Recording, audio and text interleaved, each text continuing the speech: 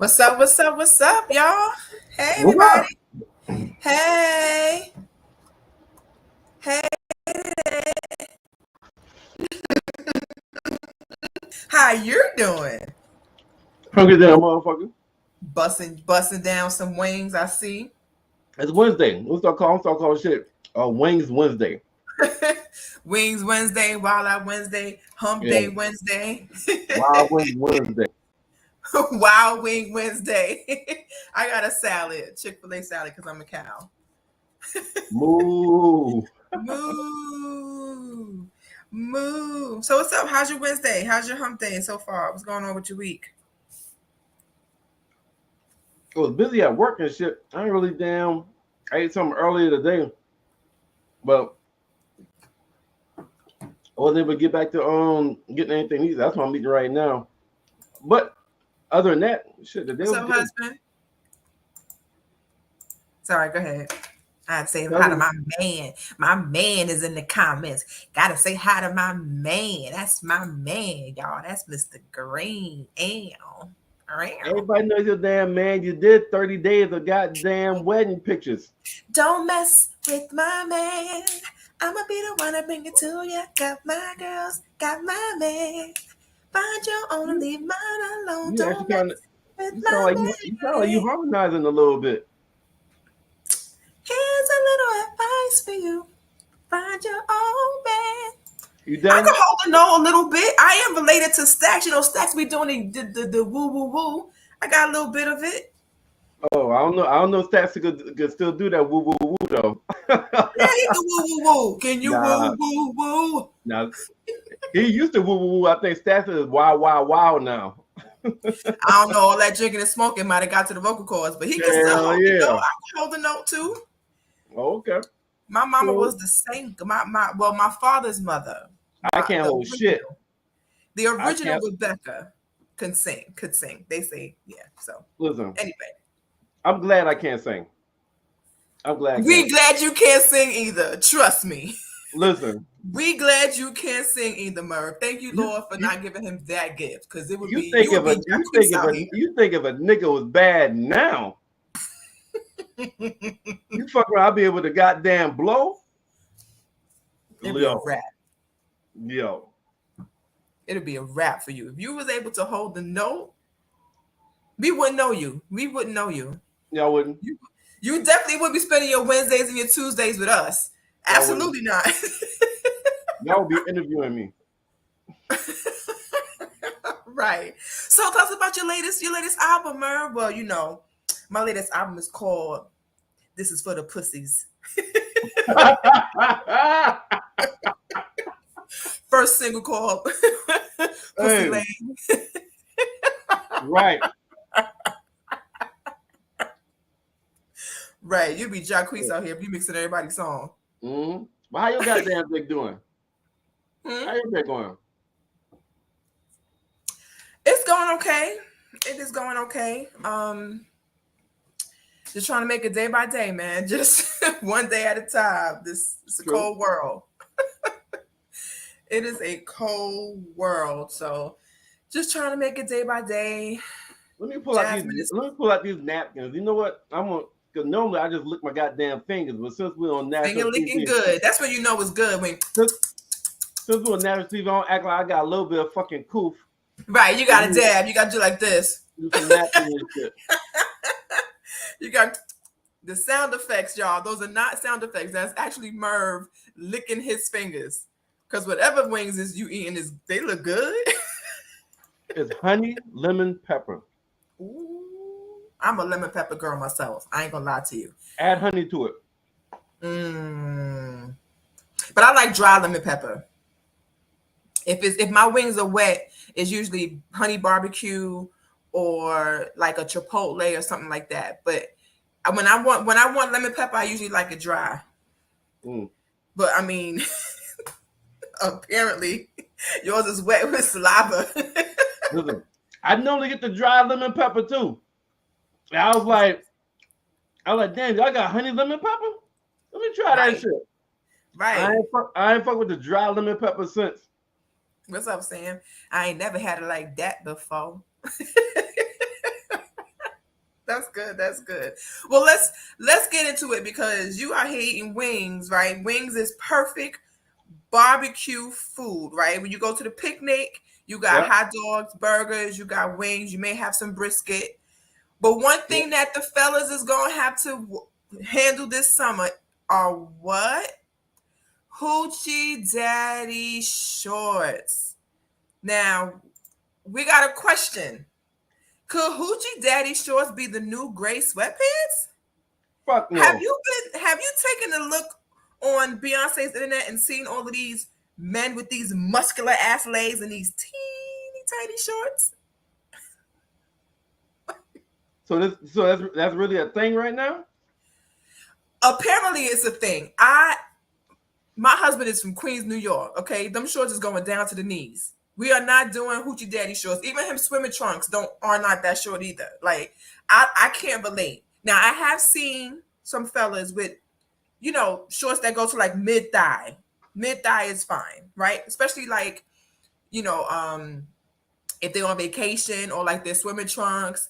But we talk about like coochie cutters, like what chicks would wear, but the men are wearing them. Like it stopped right at the cup of the butt. Like I don't know about this. They used to wear it back in the 60s and 70s, apparently. I don't know, Merv. What color shorts you wearing this summer? Nah. You're not rocking your khaki Hoochie Daddy shorts to the picnics? Nah. No. You ain't nothing but a Hoochie Daddy. You ain't nothing but a Hoochie Daddy. Listen, in my opinion, unless you're trying to solicit, only small dick niggas can wear Hoochie Daddy shorts. Well, unless you just want motherfuckers to see your shit. Right, because you could be Wiz Khalifa out here. You know what I mean? Could be Wiz Khalifa out here just letting it all hang. You fuck around, get an erection or something. Them goddamn shorts, your shit could be coming right through your thigh and your inner thigh and shit. Then what are you gonna do? I mean, usually now you're arrested for indecent exposure because you want Hoochie Daddy shorts, and then now your dick hanging out. She said, "How is that different than gray sweatpants? Dick print for days." Well, the difference is I just said it. Are you not listening? The difference is, right, what Murph just mentioned, also gray sweatpants, it covers the whole thing. It's just the print, right? So there's no actual exposing of the thing. It's just the image of it. With Hoochie Daddy shorts, it is a strong possibility that any of it, because I don't have a penis, so I don't know how they work, but you guys can sometimes get erect at the blow of a wind at any moment, right? Hey, that's got mind of his own. Okay, so any event that you have on shorts that are too short and the wind blow the wrong way, or a woman walk past and your mind gets to whatever, and then you strong arming it in the pants and you might have a little leakage.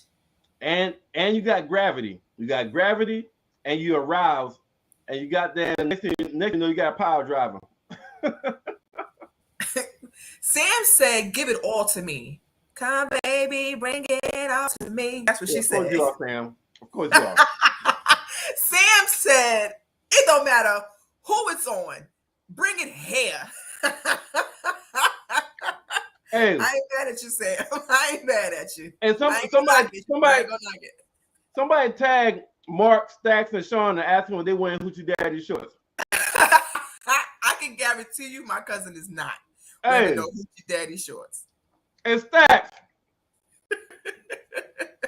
I can guarantee you that my cousin is not wearing, and I know Sean ain't wearing it either. Now, Mark, I don't think Mark gonna wear no Hoochie Daddy shorts either. I don't know. We have to have a committee about this Hoochie Daddy shorts thing. Have you seen it in person yet? You seen any Hoochie Daddy person? shorts? Yeah.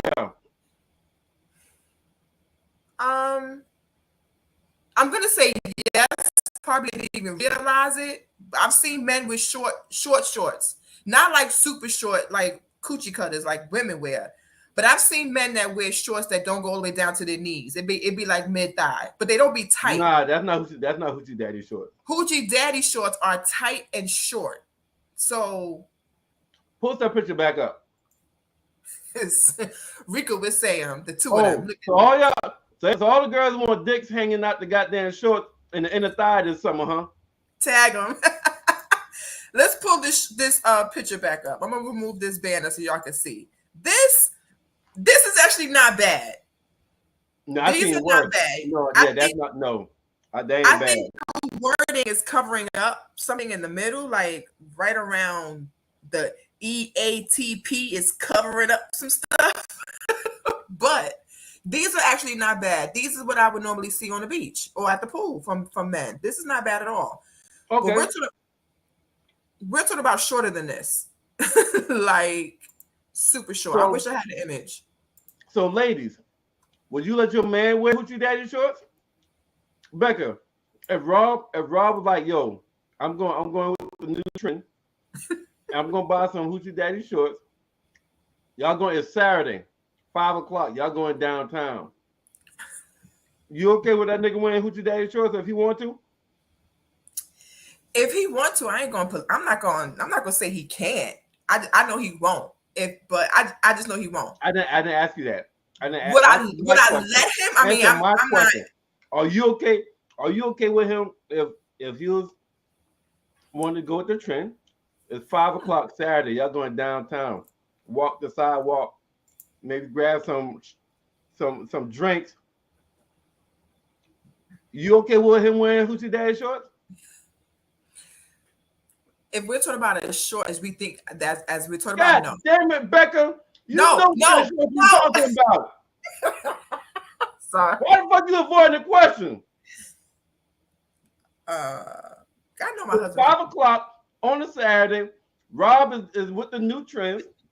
Y'all going downtown, grab some margaritas, grab some drinks, some mimosas. Around 3 o'clock, and he throws on some hoochie daddy shorts to go downtown. Are you okay with that? Nah. Thank you. Why is that so goddamn hard? Nah. It wasn't hard, but it could be hard. Aha. I see what you did there. Hey, Sam already said she's trying to get traded with him. Hey, Rika, so you got a main nigga, you got a main dude that you fucking with, whatnot. Y'all going out on a date. Y'all going downtown, wherever you live at. Oh no, you in Charlotte. Y'all going. You okay with your nigga wearing hoochie daddy shorts? Rika, you gonna let your man? You gonna let your man wear hoochie daddy shorts at the epicenter? Your nigga, Rika. Rika, is your man wearing hoochie daddy shorts at the epicenter? I don't think right. So. Because so for those that may not know, every town has their spot. Like New York City has 42nd Street, right? Mm-hmm. New Orleans has what's the name of the street that where they do Mardi Gras at? Oh man, it's Bourbon. Bourbon. Okay, right. Every city has it. So in Charlotte is the epicenter, right? It used to be popping. It's not as popping anymore. The pandemic kind of closed it down. All the food spots, all the club spots at the epicenter, it used to be high. Only thing that's really there is the Spectrum Center. So when we talk about like 2013, 14, 15, when the epicenter was hot, CIAA, dudes is not out there wearing hoochie daddy shorts. They are not. They are not. It's not happening. Vika says she don't care. She don't care what he wears. Tina said, them shorts been out for years. Who renamed them and even brought attention to them now? Who knows? Some celebrity. We don't know who, but some celebrity.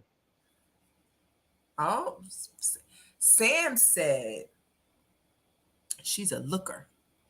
So y'all, hey, so Rika and Sam, y'all okay with girls saying y'all niggas dicks? Cool, got it. All right. that's what the fuck is happening.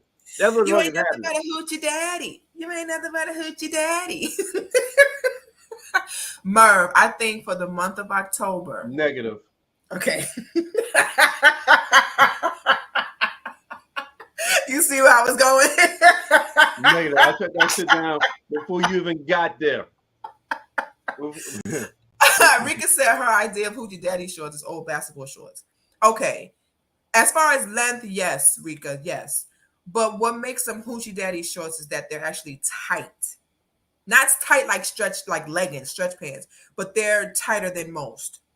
And most men, Jay-Z said, my knots don't fit. So some dudes can't wear stuff like that just because it's gonna look crazy.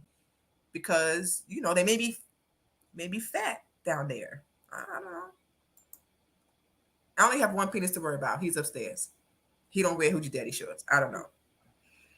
She said, window shopping, baby. Look, all you want. She ain't a bitch that touches though. Hey. Look, Marvin shaking his head in disgust at you, Sam. Yeah, because Sam, you out there talking about, hey, look at my nigga dick. You can't touch it. Hey, but look at my nigga dick. But you can't touch it. Look at him. Hey, look at my nigga dick. But you can't touch it. Sam, that's what the fuck They're gonna be like Eddie Kane at 5 Heartbeats. Right. What the fuck you doing? Why? Hey, Sam said if she cute. I knew it was an ulterior motive. There is always an ulterior motive. motive. There usually is an ulterior motive. Rika talking about, hey, he's going home with me. Okay, But Rika. I don't know. Just like what Tina said, I don't know where this came from. I don't know who brought this back up. But I do know that a lot of pictures that I've seen of men in hoochie daddy shorts have extremely muscular legs, like their thighs is mad big. So even if the shorts if you just looked at the shorts, they would just look tight and small because the dude's leg is big as hell. So I guess it depends. It depends. Like Apollo and Rocky, they had hoochie daddy shorts on. Would you be okay if you let your woman wear extra short romper? Yeah. Meaning a little bit of the booty hangs out of the bottom cheek. That what you talking about? Yeah, something that's real short. That when she sit on something, her leg is definitely touching whatever she's sitting on. Like there's not enough fabric to cover the booty when she's sitting down on something, because they look short when they're standing up, but when that person sits down, that bottom part lifts up. So would you be okay if she was wearing something really, really short that showed some of her curves? I'm okay with really short, but I feel like Rika is talking about ass out short. Well, yeah, if it's really short, she drops something on the floor and go down to pick it up. Hey Rika, show a goddamn picture. I'll tell you. I'm secure in my shit though. I'm secure. Like, yeah. Yeah, of course you are. Yeah. Everybody says that. Oh, I mean mine though. I'm gonna take your word for it because I'll never know. Okay. See, she said, okay, same thing. You don't expect no dude to touch her, right? So you don't want okay, cool. Concept wise, yeah, right. It's normalized to see females strut their bodies, especially if they got nice ass or they got nice titties. That's normalized, right? But it's not normalized to see nigga dicks. Casually, okay, so and see the print. And y'all be the main one saying, hey, you can't let girls know about your niggas because girls will goddamn try them kind of shit. So, but now you're gonna broadcast that shit. Because if you got on hoochie daddy shorts, if you got on drawers, they're gonna see the print because it's gonna bulge up. If they got on boxers, they're gonna see it as long, the motherfuckers are gonna be coming straight down. And it was like, so it's like, oh, that nigga got a long dick, or that nigga got a fat dick. So if bitches like fat dick, they see it. If bitches like long, I mean, people are gonna look either way, right? People are gonna look either way, so it really don't even matter. But if you are bringing attention to it, then yeah, you're gonna have those issues. Hoochie Daddy shorts is going to bring attention to it. Well, let me see if I can get an image. Now, unless your nigga got a small dick, then you got nothing to worry about. Well, I mean, that might be the reason why some don't want to wear it. I'm gonna pull up a picture right now for you. Hold on. This is what, when I hear Hoochie Daddy, this is what I'm thinking of. This is a little too much. Let me take this comment off. You see that? Well, now you got the banner up. You see that? That's too much. I would not let my husband wear something like that. He wouldn't either. But do you see him talking about like mad thighs is mad muscular, shorts is mad little? That's Hoochie Daddy shorts to me. Hey, niggas about to hit the leg workouts in the gym now. Listen, if you got most men got chicken legs. Like unless they go to the gym and they intentionally get this, they use, most men I know have chicken legs. So they don't wear certain things just because they don't want their legs to look like this. So this is Hoochie Daddy shorts to me. Yeah, that should not be. Merv, you're not wearing this. You're not going to Folly Beach with these shorts on. You're not doing it. You're not going to Myrtle Beach wearing these shorts. But hey, they're saying that's taking over. That's taking over the gray sweatpants. I mean, either way, let's go to some of these comments. Rika said, well, then wear gray sweatpants. Then she's laughing. Tina said, but men that body build always wear that. They're not the normal guys or even the normal guy guts. Oh. Or the normal gym guys. Okay. Oh, well, that's true. What the fuck is guts? That's true. They usually don't. Men, that's what I'm saying. Men who are not able to wear them don't. That's like women who are not able to wear, besides Lizzo. Y'all can feel how y'all want about that. Most women don't wear certain things because of their size or because of the way they look in it. So, yeah. Hey, Becky, see if you can find a skinny nigga in Hoochie Daddy shorts. Man, oh, Hoochie Daddy shorts. You can say, nah, that's not my idea of Hoochie Daddy shorts. Those are like biker shorts. No, Rika. That is 2022 version of Hoochie Daddy shorts. You already said you cool with it. Don't try to goddamn change back now. Tell me that's not your idea. It's not your idea. That's the definition right there. That's what everybody's called Hoochie Daddy shorts. See, so Rika, you change your mind? Most of the pictures I see of men that wear Hoochie Daddy shorts are muscular. Oh, hey, but you see Rika backpedaling though, right? Look at Rika, she backpedaling. You see that shit? So yeah. Rika, you wouldn't let your nigga wear Hoochie Daddy shorts then. You know what I'm saying? You're a different breed. Most of the images I see are of. We're not saying we're not even counting you. You're a different breed. You don't give a damn about nothing. Look at my husband. Look at my husband. I'm good on those. Don't need no stalkers, sir. Mr. Green. Oh shit. No comment. I'm just gonna smile and nod. That's probably best.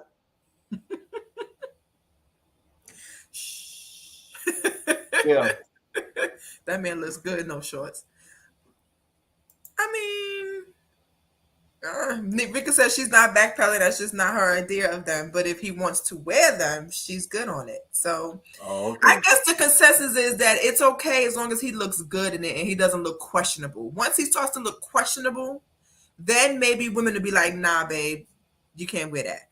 But if he's looking good in it, that's a good look for her. So she may be okay with it. So basically, the nigga got to have some leg. Gotta have some leg muscles. He gotta have some leg muscles. If you ain't got no leg muscles, you can't wear the Hoochie Daddy shorts. That's what I'm gathering from Becca, Tina, Rika. I don't know about Sam. Sam seems like long. She don't give damn. Sam says she's down for whatever. Yeah. Hey, you down for whatever? Yeah, I'm down for whatever. She said, "You smoke, I drink. Me too." We're gonna get out tonight. That's what Sam said. The hell Sam is wrong? said, You been goddamn listen music all goddamn day. You been singing on this motherfucker since you came on at 8 o'clock. I feel attacked. I could do some oohs and ahs. What's wrong with that? Okay. You know what? Whatever. We're going to the next topic. I feel attacked. We's moving on.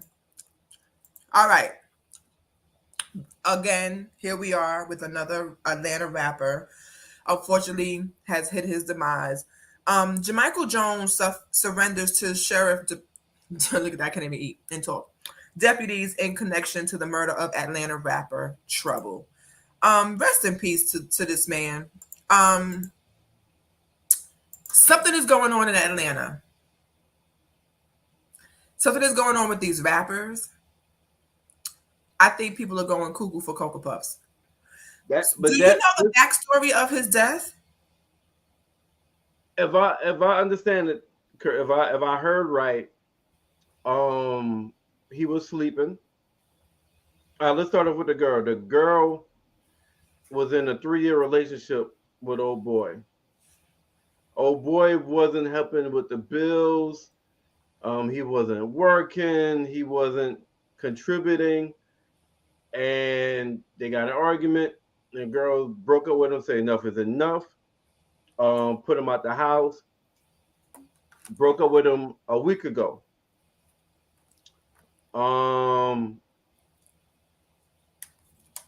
Trouble was at her house this weekend, and they was asleep 3 o'clock in the morning.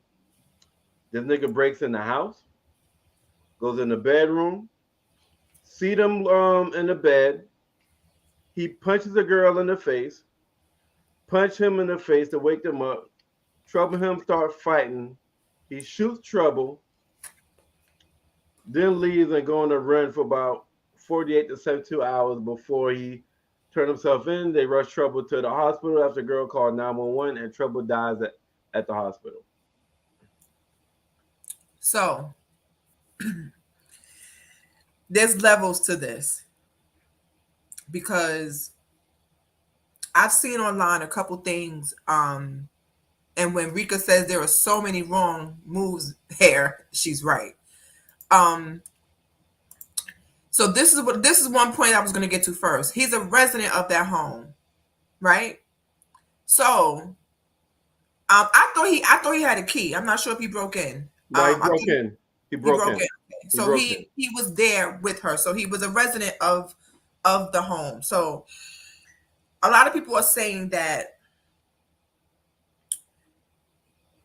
and this might be its own separate pod subject, but it's important to mention.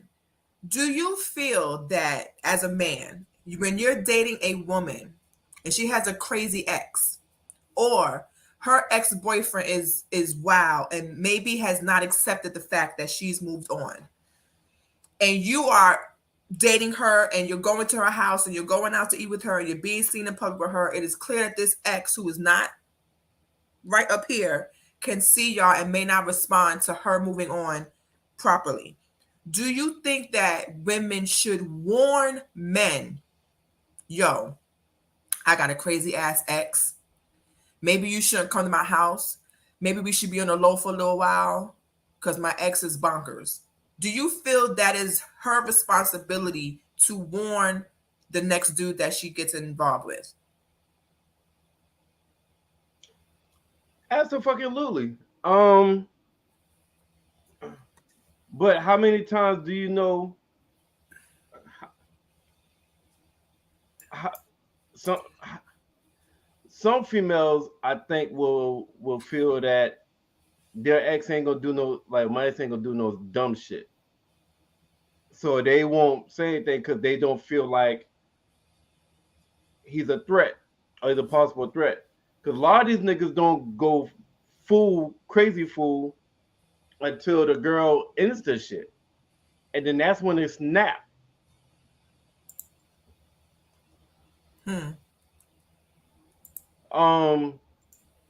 I think, you know what? I think I remember reading that he did hit her, didn't he? That was the final straw, wasn't it? Didn't he hit her last week?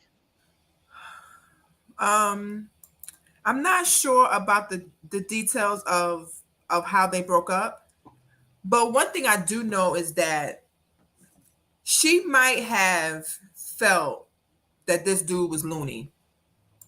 Why you say that? That she, because of from what I saw, like she was, there wasn't an official warning to Trouble, right? But she was just like not even really. I don't think her and Trouble was even really serious. It was just like, I broke up with my man. It was yeah, it was bad, but she probably didn't expect this to happen. She might have just thought she was dealing with an ex that didn't want to let her go, right? And she knew that he was kind of, I wouldn't say obsessed with her, but he was just not okay with them breaking up. Where you get that from? From what I've been seeing, like a lot of people, what I was saying was that people were saying that that he was pissed that they was not together anymore, which is the reason why he came into the house. But okay, well, yeah, but I mean, most niggas are gonna be pissed if they. Well, I mean, most people in general gonna be pissed if they don't want their significant other to break up with them. I guess he attacked in her car. Okay, now see, now that's a sign right there, and that's something that should be said. So was it too soon for her to be out with Trouble? No. Now what we not gonna fucking do is put the blame on her or Trouble for this nigga doing dumb shit. Well, that's what I'm seeing. People are like, yo, she should have warned him. Like, why you got this man at your house and you know you got a crazy ass ex? You should have told him. You should have said something. You shouldn't have been out in public with Trouble. You shouldn't have been, a lot of people are not blaming her because a grown ass man will do whatever he wants, right? Regardless. But a lot of people feel like she plays a part in it because she didn't protect, she didn't keep Trouble out of trouble.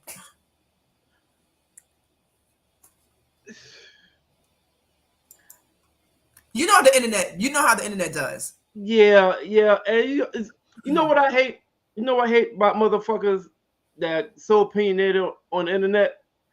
A lot of motherfuckers be on Facebook or social media talking so much shit about what should have been done. They should have did this and should have did that.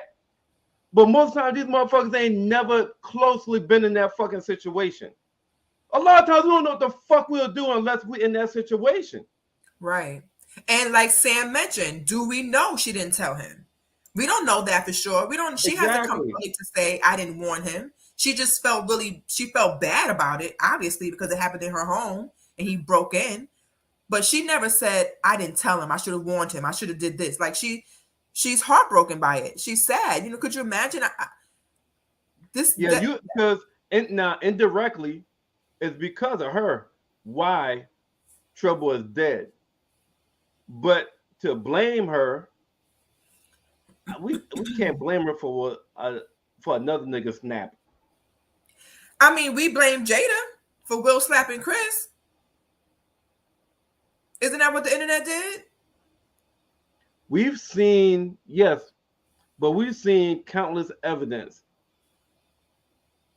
of Jada actions and what made and what that's years in the making. We're talking about 1 week of shit that a lot of us don't know any fucking details except from what the police report said. Gotcha. So in situations like that, you have to be very careful because, to be honest with you, one of the first things I've asked my husband when our first dates was, is there any woman that believes she has a chance with you? Is there any girl out there that thinks you are her man or trying to be your girl? Is there any woman out there that's gonna be pissed off if she found out we were on a date? I asked him that for several reasons, obviously, but the main reason is I don't want to step into nothing that ain't got nothing to do with me, right? So just like Sam saying, yes, we blame women for men's actions all the time. Why should this be any different? Wait. What you mean? Why this?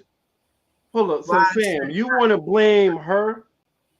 Why should for that now nigga be shooting different? Trouble. That's what she's saying. Why should now be any You know, I different? saw that. So I'm asking, Sam, you want to blame her for Trouble getting killed? That is right, Rico. She called the cops on him a week ago, but he left before they got there. Oh, gotcha, Sam. That's right. She did call. She did call the cops. On him, but he left before they got there. That's right. I did remember reading that. I don't just like I don't think that it would be fair to say Trouble is dead because of you, right? But not but. In addition to that, or a lot of scenarios led up to this type of situation that she could not have predicted. Right? She could not have predicted that man was maybe if anything, he could have came and just beat him up, pistol whipped him or something. But to kill him, I don't think that she expected that. I don't think that dude was definitely stalking her. But they were in a relationship. So when did the relationship turn into us breaking up, turn into him stalking her? Well, they broke up a week ago. That's on the official report. That's what's on the report, the police report, or the police investigation and comments. They broke up a week ago. And I told you reasons why. I told you reasons why they broke up, right? She said he wasn't working, he wasn't contributing, he wasn't helping. So she broke with him, and he attacked her. That was a week ago. So apparently she had to change a lot because they was living together for 3 years. She put him out. I know Rika said technically the person lives there for 30 days. Legally, you are correct. But legally you correct because I've been there. I put a roommate out. And nigga came back with the cops. And either I had to let the nigga let back in, or me and my other roommate had to pay him like $300 for him to stay out. So I get that, but she put him out and she changed the locks because she had to change the locks because the nigga broke in the house. The cops said when they arrived, they saw the door with a forced entry. It was like around 3:00 in the morning. Yeah, I'm looking at some of the information now. So what it says, and they said that his mother was an intricate part in getting him and having him surrender, which is another which is another crazy thing. So let me Which means the crazy thing that the mom wanted him to surrender. Let me go back. I just saw it, and I hate when I just see something and I got Why you say it's crazy that her mom? Because I'm sure he didn't expect that either. I'm sure he didn't expect his mom to play a part in him surrendering. Most mothers, because she wouldn't want him to go to jail. I know plenty of mothers. She probably thinking if he don't surrender, he's gonna get killed. When the cops approach him, they're gonna kill him. True. So her mom was probably thinking surrender in jail, so at least you'll be alive. Right. So this is what it says here. It says the man accused of murdering Atlanta rapper Trouble surrendered himself to local authorities on Tuesday morning. Authorities believe Jamichael Jones shot and killed Trouble on Sunday morning while he was visiting a female friend at Lake St. James apartment complex in Conyers. Police deemed the murder a domestic incident in which the female knew the suspect Jamichael, but Trouble did not. According to information released by police, Trouble was shot once in the chest inside of the apartment. Police responded to a call about a shooting at 3:20 a.m. and when they arrived, they found Trouble laying on the floor. Jamichael was quickly named a suspect in the Rockdale County Sheriff's Department, issuing arrest warrants for the 33-year-old. Charges include murder, aggravated assault, battery, and home invasion. Police say Jamichael's mother played a key role in negotiating her son's surrender after he called her to ask about peacefully turning himself in. So just like you mentioned, she probably said, baby, just go ahead and surrender. Just go ahead and turn yourself in so they don't find you somewhere and shoot you. He probably was like, Ma, I think I just killed somebody. Ma, something just happened. What do I do? And she was probably like, baby, you need to go to the jail.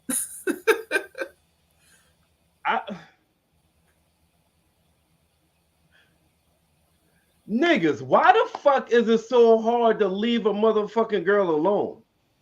I don't fucking understand that. Listen, you got millions of pussy out in this fucking world. You got Japanese, Chinese, you got African, you got American, you got Puerto Rican, you got Hawaiian pussy, you got white pussy, you got all the pussy in the world. It ain't about that. And you're just gonna throw your whole life away.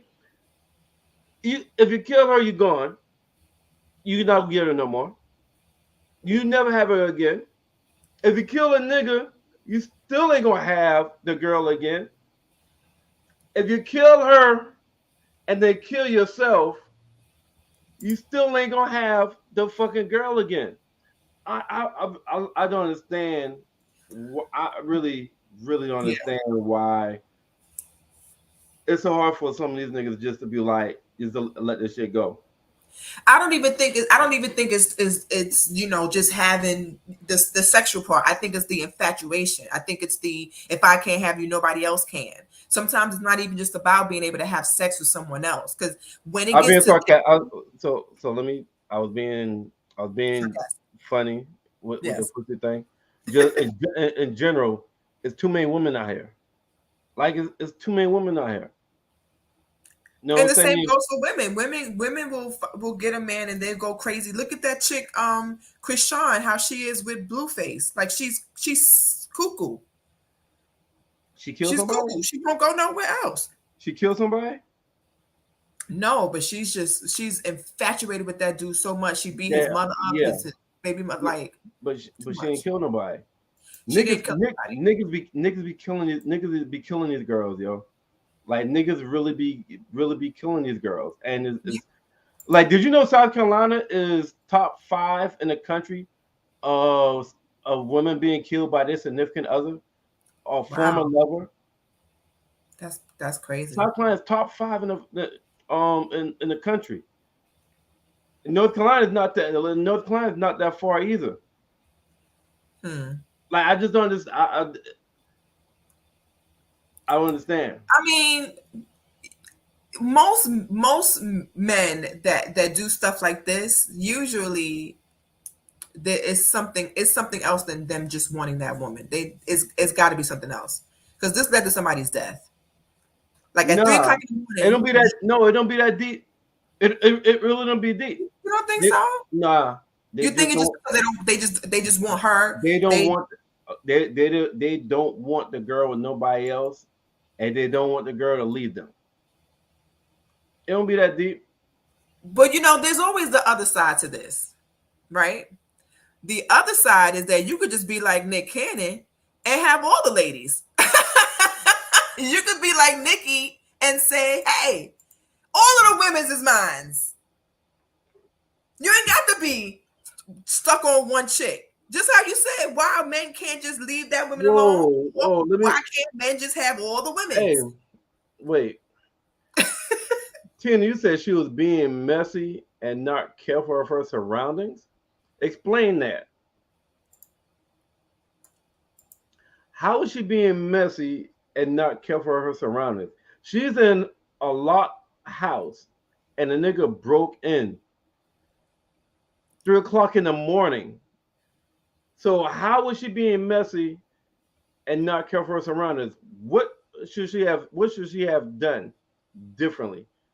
So Ricky, you said exactly, T, and I would have been on a major alert after that attack. He technically was on the run. Okay.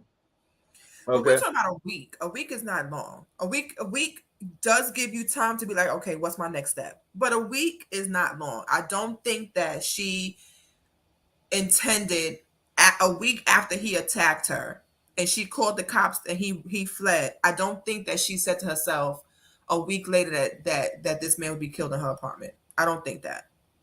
I don't think that at all. Yeah, He but should have been. I would love for Rika and Tina to elaborate on that. Well, Tina said it. This is the first thing that I mentioned before about the woman letting the man know I got a crazy ex, right? Because yeah, a lot of women are posting my love, trouble. I miss him. He was my everything. You know, when somebody died, everybody love you. But Tina, go to Tina's comment. Tina makes a point about what I had just said in the beginning. Men are very territorial, even when not in a relationship. Rika said he should have been in jail. If he had not fled when she called the cops a week ago, he would have been. Maybe. She knows he's crazy. Why bring another man to the house when you just kicked out your other man? She didn't know where he was or if he was coming back to attack her again. Okay, I guess I don't like the fact that I disagree with you saying that she was being messy. Because to me, when I hear somebody's being messy, they know they're being messy and they're doing it on purpose and they don't give a fuck about being messy. So that's just my definition. When I hear somebody's being messy, it's like they know what they're doing. Yeah. They know somebody's about to get riled up. They know what they're doing is going to cause a reaction to somebody, and they kind of do it on purpose to get a rise. I don't think she did that on purpose. I think it was a genuine, like, she didn't think the nigga was coming back. She didn't expect that nigga to bust in the house. She didn't expect that nigga to start fighting both of them.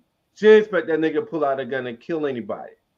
So that's why the word, maybe it's the word to me when she said she was being messy, because I just, based on my definition, based on my interpretation of messy, I don't agree with that. Based off my definition of what I consider when you said somebody's being messy.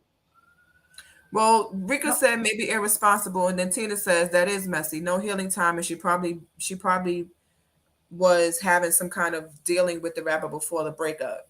Maybe she might have double dipped before, she officially moved on. If that's the case, then 9% of niggas and women are messy.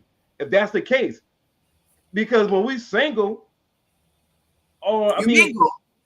yeah. So if that's the case, most of us are messy. Because a lot of times when we break up with somebody, we are interacting or chatting with somebody else. Majority of people do that.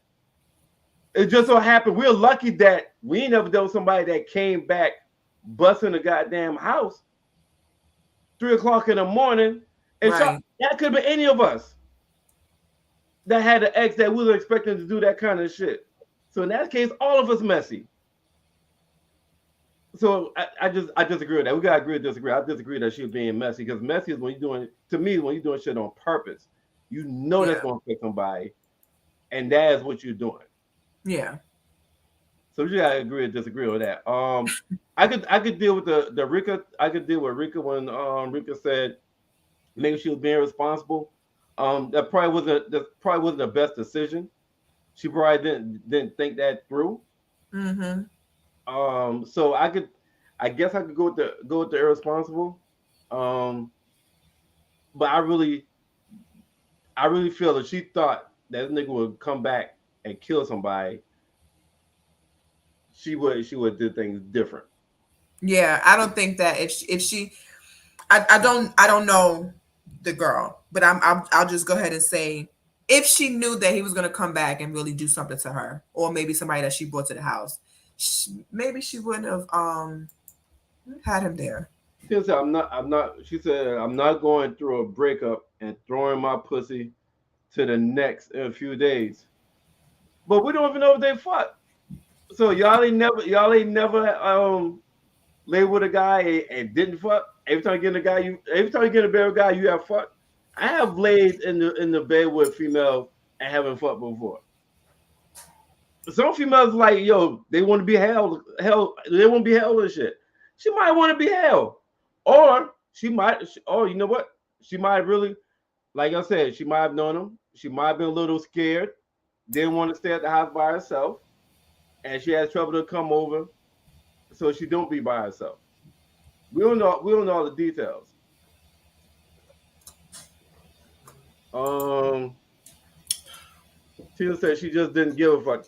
I think it's a lot of assumption you're doing right now. You just assuming that's a lot of assumptions. You're assuming that she didn't give a fuck. That's we can't He's say smashing, been smashing. we can't say she I didn't mean, give a fuck. all of that is possible, but unless her and this dude Jermichael plotted for trouble to be at the house and for him to come kill him, she could not have known this was going to happen. She could not have Rita known. said she got And behind her car and the dude fled. She hadn't seen him since. She was being responsible, not making sure she got locked up for that. Whoa! Now you should have just left that irresponsible. You said she was being irresponsible for not making sure she got locked up for that assault. One, she I called the could cops. go to one. I could go to female house right now. I can beat her ass at her house. She can call the cops. If I leave the house before the cops get there, a lot of cops does not put an emphasis on trying to find me. They have to see me there in the act to make sure they arrest me. If I'm going before the cops there, a lot of times they won't even come find me. I've talked to some females that have been in that situation. A lot of females get killed later for they call the cops, even put a restraining order on that guy in the domestic abuse, in a domestic relationship. And if the guy is going before the cops get there, the cops have no way of making sure that guy don't come back or even arresting the guy. It's been guys that's had a restraining order on them and several police reports filed on them and still don't be arrested. And some will get arrested and released on bond the same day. They go back and kill that girl just a couple of days later. This happened in Colombia several times. Look what So Sam you can't say she was being irresponsible for not. Hold up, Becca. I want to stay up. Okay. You can't say she's being irresponsible for not making sure he got locked up for that assault. Was irresponsible for maybe having a guy for having trouble over there? That's they probably look at it. But you can't say she's being irresponsible for not making sure that the guy got locked up, because there's females a lot that have filed restraining orders, call the cops over and over, and the cops don't lock the nigga up, just to find out later on the girl is dead, and guess who killed her? The same guy that has a restraining order. She has a restraining order on, and has filed several police reports.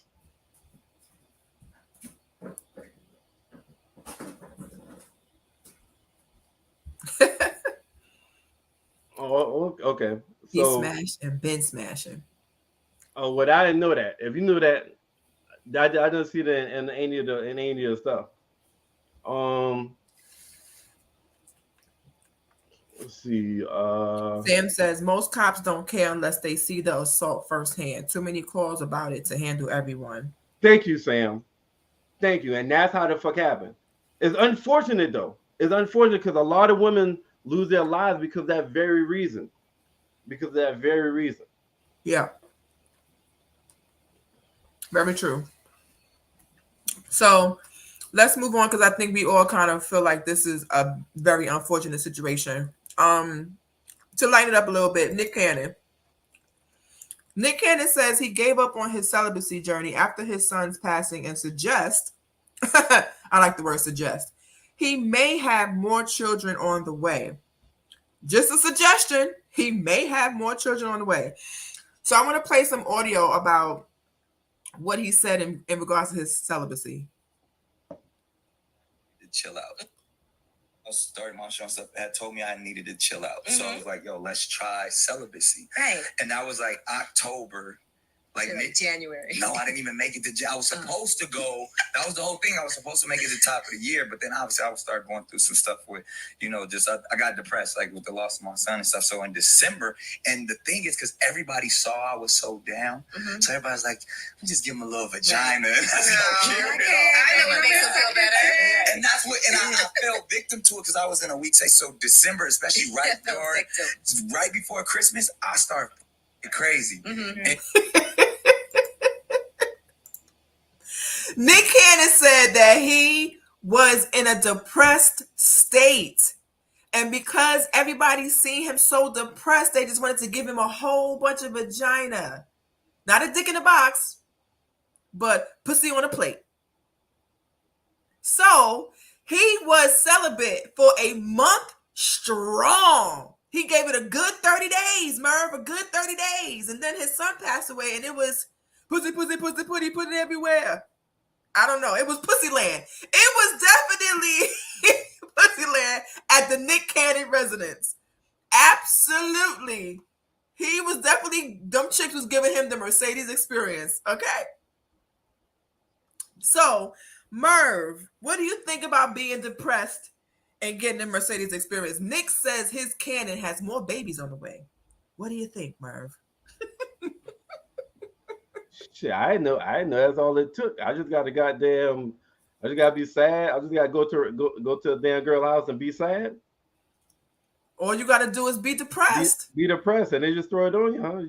According to Nick Cannon, he fell victim to it, and all the women just wanted to be like, "You want to feel better? Let me put a smile. Let me put a smile on your face. Get this pussy. Hey, go put the tip in. Hey, Nick Cannon. Nick. Yes, Rika, Nick is an easy lay. This particular audio that I played is a clip from the Angela Yee's Lip Service podcast. And what he also mentioned was that he was on a plane. He takes the red eye quite often because he's going back and forth from New York to LA. So he's often on the red eye. Quick story. There was a stewardess, or I guess a flight attendant or whatever, who he saw a lot because he's always on that red eye, and she usually works that shift. One day, he was like, they started speaking because he had seen her so often, and they kind of got cool. And he was like, hey, have a good day. She was like, see you next time. Hopefully next time I can make it worth your while. So he said, this is what the flight attendant said to him. The next time he saw her, they started talking again because at this point, everybody else on the plane is asleep. They started talking, and then he was like, hey, remember you said you were trying to make it worth my while? She was like, yeah. And they went in the bathroom and joined the Mile High Club. Nick Cannon don't know this chick. He said he used a condom. So, yes, Rika, Nick is an easy lay. He is an easy lay. So if any of y'all ever see Nick Cannon on the street, all you got to do is just wink a little bit. And if you don't mind all the pH levels mixing. But he also mentioned another thing. Because of his health issues, he has to get tested more frequently. So when he goes get tested, he has them test for everything all the time. So he's actually more health conscious and aware of his health than the normal person because he has to constantly get tested to make sure that his blood levels is okay. And when he does that, he just has a doctor check for everything. So Merv, what do you think about possibly Nick Cannon having 3 on the way? So far we know about 1, but then he says that there's more. He also said if y'all thought the babies he dropped in 2021 was crazy, 2022 about to go berserk. That's what he said. He said he was fucking like crazy. Hey, listen. Yes, Tina. Top water. Hey, listen. Let me know if you're ready to come in. I'll bring you in. Listen, I'm good with it. Shit, I still want more kids. So, yeah, we brought your ass in eating a goddamn pretzel. Yeah. We all eating salad, wings, and pretzels. Tina B. Merv said he's all right with it. Mix it on up. That's what he said. What you think? So I'm still at work. I know I'm at work, right? Yes, we do. Excuse the background. Sorry about the background. I was reading that stuff today. I'm like, what is he trying to pull a Bob Marley? Right? You know, Bob Marley got kids everywhere, but I don't think Bob Marley did it on purpose. I'm trying to figure out why Nick is doing it on purpose. Like, how you gonna be around all your kids? Everybody keeps saying, "Oh, money this, money that," as long as you financially. But where's the emotional support? Your kids, you're not gonna be able to be around all of them unless they live with you. So, Well, they are all in California. They are all in LA, so they're in the same town. would the moms be okay for all of them to be together for holidays? Should the Yeah. moms know? But the moms know about it. This should public I'm just knowledge. saying, not that. Okay, I know they're okay with it, but as far as holidays and stuff, like now there's a blended family. What about if they want to go to this side of the family for the holiday and this side of the family? It's like it's messy. It's at some point, one of those kids they're gonna miss out on something with their father at some point, because they're spread all over the place.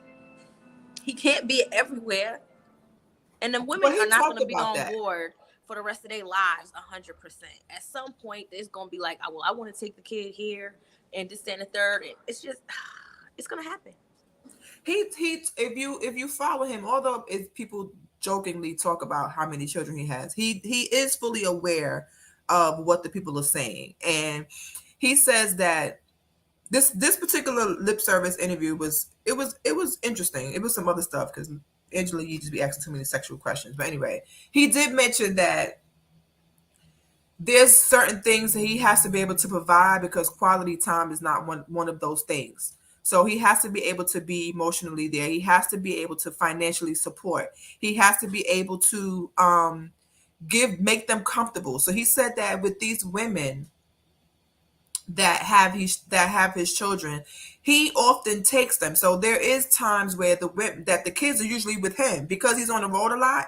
He takes them with him. So if you notice, like some of his kids are older, especially the twins he has with Mariah, they're older. So they're usually always with him. And then he has the other children he can bring. So if you see him and follow him, he's usually with all of them a lot. Like he has pictures with all of them together and everything.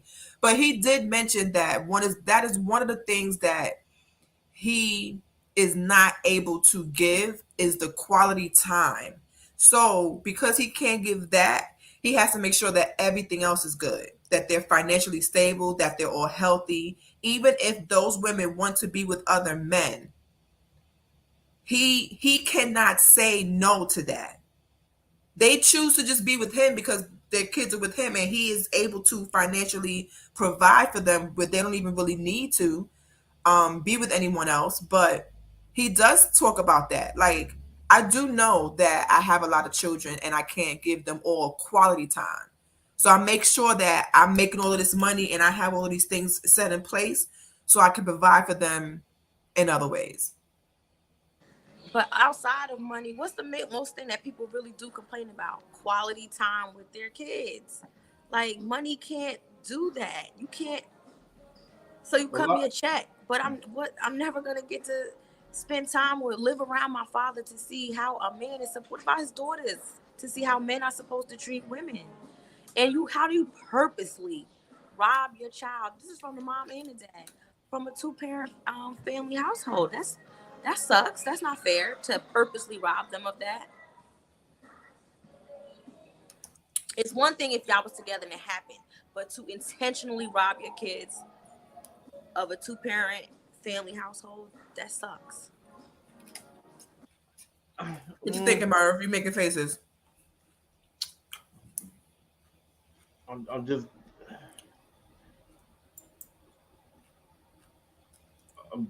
trying to process everything. I'm trying to process the 2-parent household. I'm trying to process how they get the agreements, because obviously it sounds like some agreements that's going on, like between the mothers, and how they handle stuff in the future.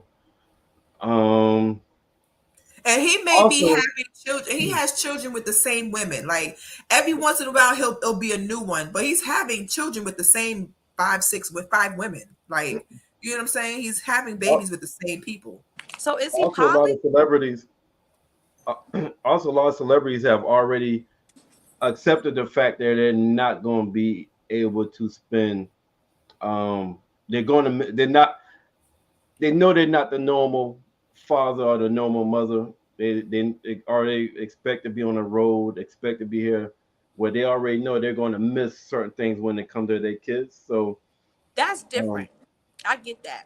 Of course, people want to have kids, and then you're a celebrity. That's the career that you chose. That's the path that you chose in life. But to sit there and say I'm dying of lupus or I may die, let me just start spreading my royal oats everywhere and skeet, and just have hella kids. That's just some selfish ass shit. So, Because you could have. Are you talking about because do your the? 5, do your 3, Are do your 2. You do your 4. Why are you just going to keep do this one? So you saying you saying the amount of kids that he's having is selfish, or you saying just the fact that he may be dying and want to have kids is selfish? That. Because if you're doing it because you're dying, then how many kids are you trying to have? And why with so many different people? I don't think Yeah, that he that's- said. well, I but- don't think that he said but- that though. Okay, but so He what if we find out he's dying and he said he want to have a couple of kids before he left and he only had 2 kids. That's okay? Or the fact that he has like They can have 10 several, kids as long as it's. Why you got to have it with all these different women?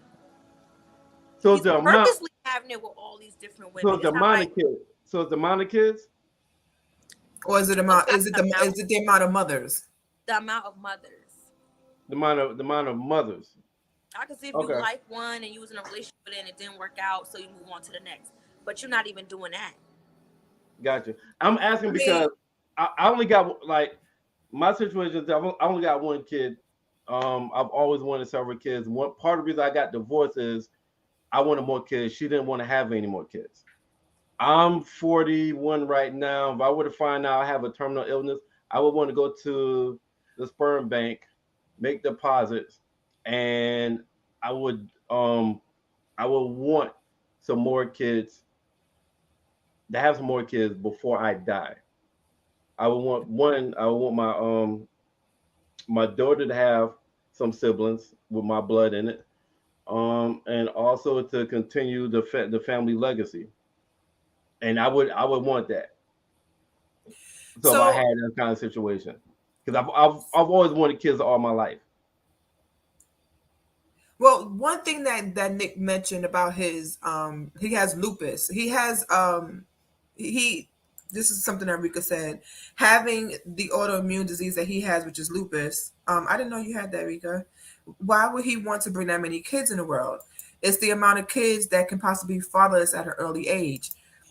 He mentions this a lot when he talks about his health, and that's why I said that earlier, that he has doctors and he goes to the doctor pretty often. He said he goes like very often and gets checked, and he's at a place where it's manageable. It's not an issue at the moment. He's keeping up with it. It's like people that have AIDS or have HIV, right? Sometimes they could be so functional that it's not even detectable anymore when they get tested. So it is possible to have those type of health issues and it not be a problem. Now with the autoimmune, it reminds me of this movie that I saw where this doctor had an autoimmune and he was putting his semen in a bunch of women. He was a GYN and was putting his semen in a bunch of women. At this point, I think, babe, if you're still watching, 90 something kids this man had. It was a doctor. He went to jail. Like, it's a real story. He had autoimmune disease, and a lot of his children ended up having that same 96, that same issue. And all those kids had the exact health issues that he had. So I'm not sure if and counting. Yes, Our Father on Netflix. That movie was absolutely ridiculous. So it does make me think of like what Rika said. Lupus is unpredictable, and you could be fine one day in the hospital the next day. And he mentioned that he didn't know he had it until he almost died when he was married to Mariah, and that's when he realized that he had it. So that is one of the issues. You do have a autoimmune disease that is hereditary, that it's been known to get, that you can give to your children. So even if it's with one woman, if he's had 9 children with one woman, would people still be this upset? No, I don't Is it think just so. the fact that it's with 5 women? it's Because he one double woman. backs a lot. Most of his kids are with the same 5 women. He hasn't like just But then every he's open child to- a new mother. But then he's open to them sleeping with other men. So nobody think about AIDS, herpes, chlamydia. Well, all his women are in agreement about being checked and remaining healthy. You know how many people will sit there and say that? How many? You got married couples that's out here cheating. I mean, true, but I'm sure if you got a baby by Nick Cannon, you're gonna make sure you keep it right, keep it tight, because I he don't is the think so. provider. Celebrities and stuff like that don't care. They really loose with it. I mean, yo, you got. Let's be real. You got motherfucking women out here getting pregnant by niggas in the streets.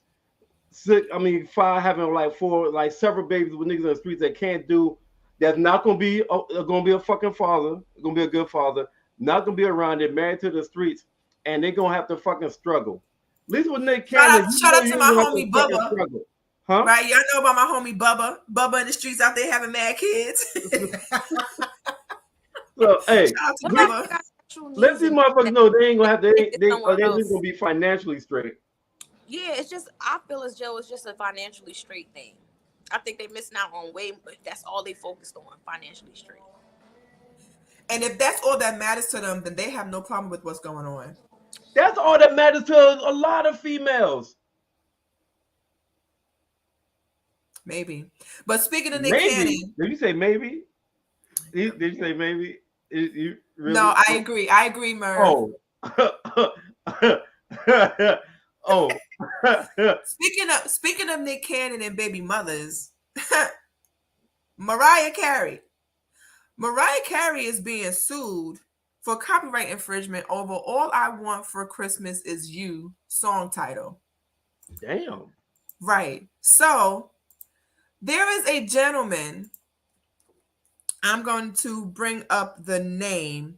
Wait, after He all has this a shit- song that came out in let's see. Hold on. I want to say 19 You too, Rika. something. I want to say 1989 or whatever. So it says Mariah Carey is heading to court over copyright infringement claims, according to a lawsuit, which is crazy, by TMZ, of course, because you know TMZ is the CIA. Andy Stone says he co-wrote and recorded a song called All I Want for Christmas Is You back in 1989. Andy states that his song got extensive airplay and appeared on the Billboard charts during the 1993 Christmas season. Here comes Mariah Carey with her hit in 1994. However, Andy claims that Mariah and her camp oversaw and obtained permission to use that song title. Andy is apparently seeking at least $20 million in damages. So what he's saying is that his song that came out in 89 with that title was booming in the system. And then here comes Mariah Carey in 94 with a Christmas song with the same title. And nobody played his shit anymore. Every time you look up All I Want for Christmas Is You, Mariah Carey's song comes up. His song does not come up.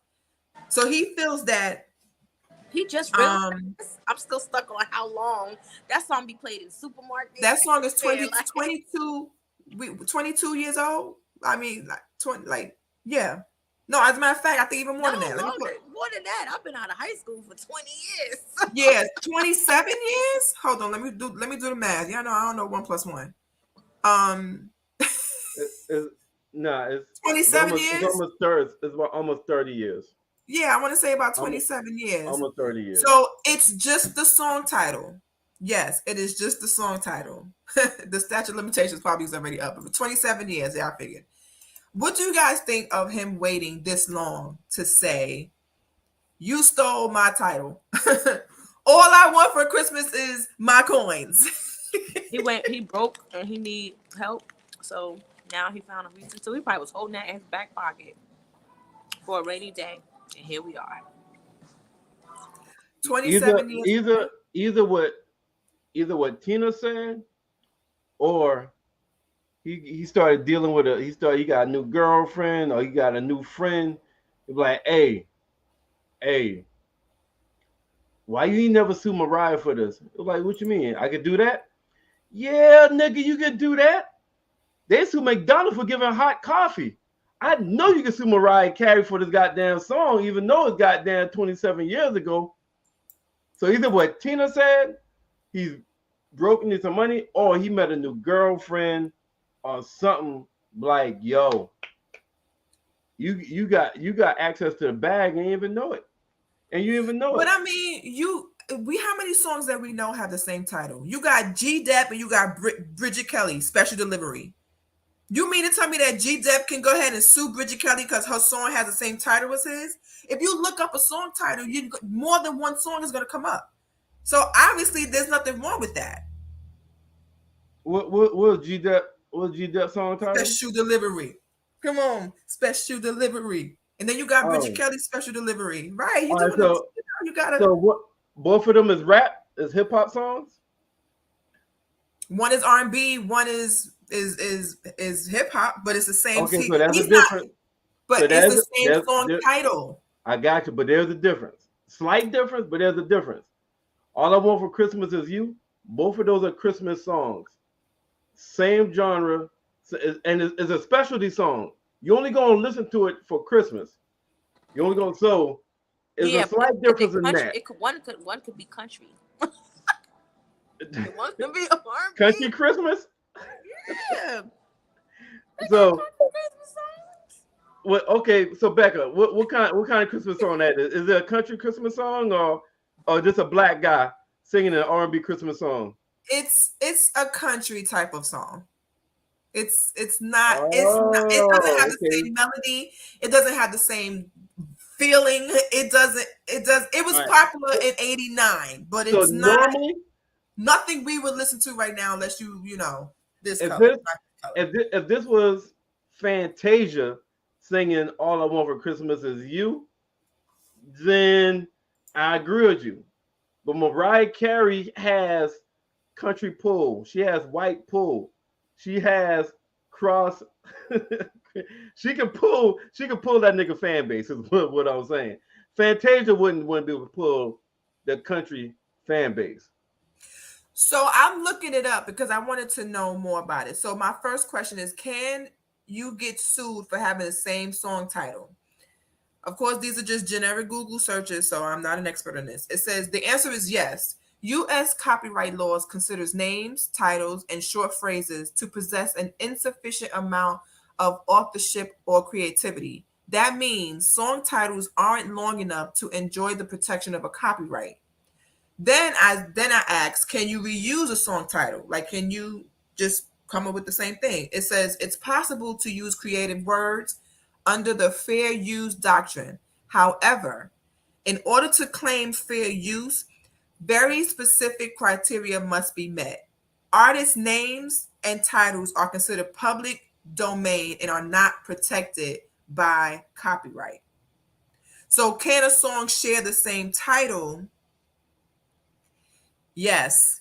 Numerous songs that are very widely from one another end up sharing the most basic element in common, which is their title.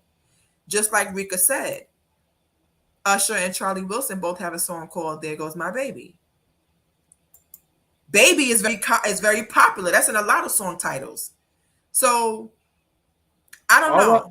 Like I said, he may have a case. All I Want for Christmas Is You is a specialty kind of, like I said, it's a specialty kind of song. You only gonna listen to it during Christmas time. That's when you're gonna make your money during December. And Mariah Carey is this big ass R&B artist, historical artist,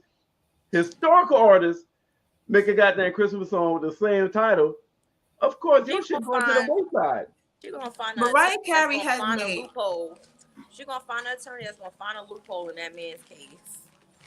Mariah Carey has made $60 million just off of that one song. Pay that man. All I want for Christmas is my coins. Hey, listen. Hey, Becca, you know You know who else know that? You know who else knows that Mariah Carey made 60 million off that song alone? The nigga That who nigga. sued her. That nigga. So Oh, we're shit. gonna, but yes, waiting 28 years to file a lawsuit. I mean, who knows? I'm sure at some point in these past Listen. 28 years, he knew he could have sued earlier, but I'm telling y'all, it's either what Tina said or he met a new boo who's all about that hustle game. I'm telling y'all. Hustle Man from the fifth floor. How old We- is this man? Nah, don't say that, Rika. Don't say that, Rika. You know how No, many people get man. sued for some dumb shit and have to pay? Mhm. I've seen way worse than this. Way worse than we done discussed this on Paul before. We've seen this Somebody get sued for way in- worse than this. Yeah, but you Somebody don't wait overseas. 28 years. Listen, but Marvin's right. You can sue and win over craziness. Not even the McDonald's lady with the coffee. I read a case where this man overseas sued Apple for the new phone not having a charger, and he won. There is an article that says, and this is how the I had to read it because Why ain't think of that? you know what I'm saying? But he only won, like, it only equal to like maybe $1,000 in US. It wasn't really a lot. It was a lot in his money, but not in US money because the US dollar don't mean shit. But anyway, quickly, he said that this is how the lawyer won the case. He said that if Apple wants the phone to be used, if it is a device that needs to be charged, then it is Apple's responsibility to provide that customer with the thing it needs to charge the phone for it to work. And that's how they won. So if Apple's giving me a phone that needs to be charged and Apple wants me to use that bitch, it better give me a charger. I kind of agree with that one though. And he because won. I don't understand how they sending out phones without the chargers, without the tubes now. Like, so I agree with him. Well, this man is got under Rika's skin. That song gets popularized every year. Was he in a coma the last 28 years? The most important factor here is the statute of limitations. Well, Rika, how many times we gotta tell you? It's either what Tina said, he broke and needs some money, or he done got with a new boo who's about that hustle and like, yo, we about to sue Mariah Carey ass. Wait, Becca, is this? Can you even find his song? Yeah, but YouTube I can't play it because then we'll, No, it's really there. Do it sound similar, sir? Yeah, we It's can a play. country We can play a song. That nigga can't clip us. Shit, But nigga, are they we didn't playing- know about like, this is he nigga until talking 5 about- minutes ago. Well, we'll have to talk over it, but hold on, let me find it. All I want. Wait, do it. Are they talking about the same thing though? All I want for Christmas is you. It ain't that many lyrics that could be creative for that. You really can't. Okay, you guys ready? Hell yeah, we ready. Oh, it said it cannot be opened. Apple said, "Don't play this song." Mariah Carey done minute. shut this shit down. That's why he's suing Mariah Carey. Okay, so this is the song. Do y'all hear this? Hush.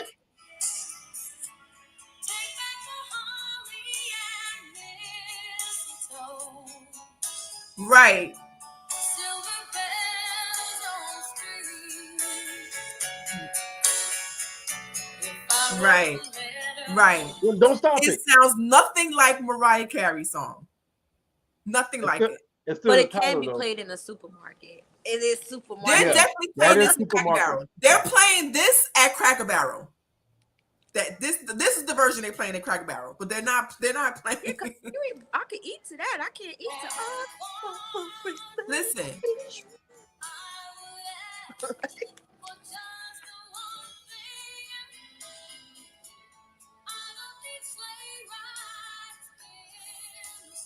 Hey, Becca, go to the hook. I want to hear her sing all over. it's coming up. It's coming up because I need some understanding on this because this is not gonna work. Vince Vance and the Valiants.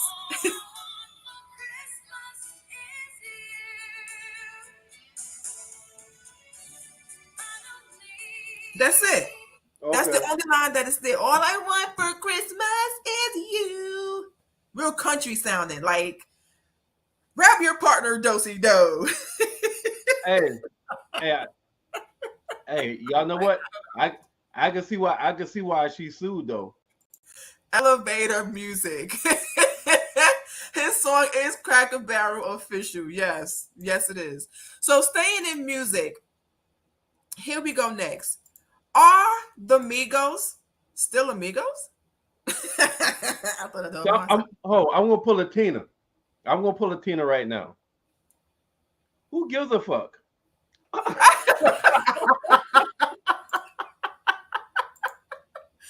Migos unexpectedly canceled Governor's Ball performance following breakup rumors. Lil Wayne added as a replacement.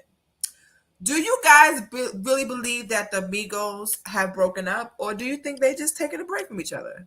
Having Lil Wayne sound much better than having the Migos. So For real. that Thank sounds like you. a plus. Thank you very much. Thank you. Thank you very much. I call you motherfuckers when I really need to get home.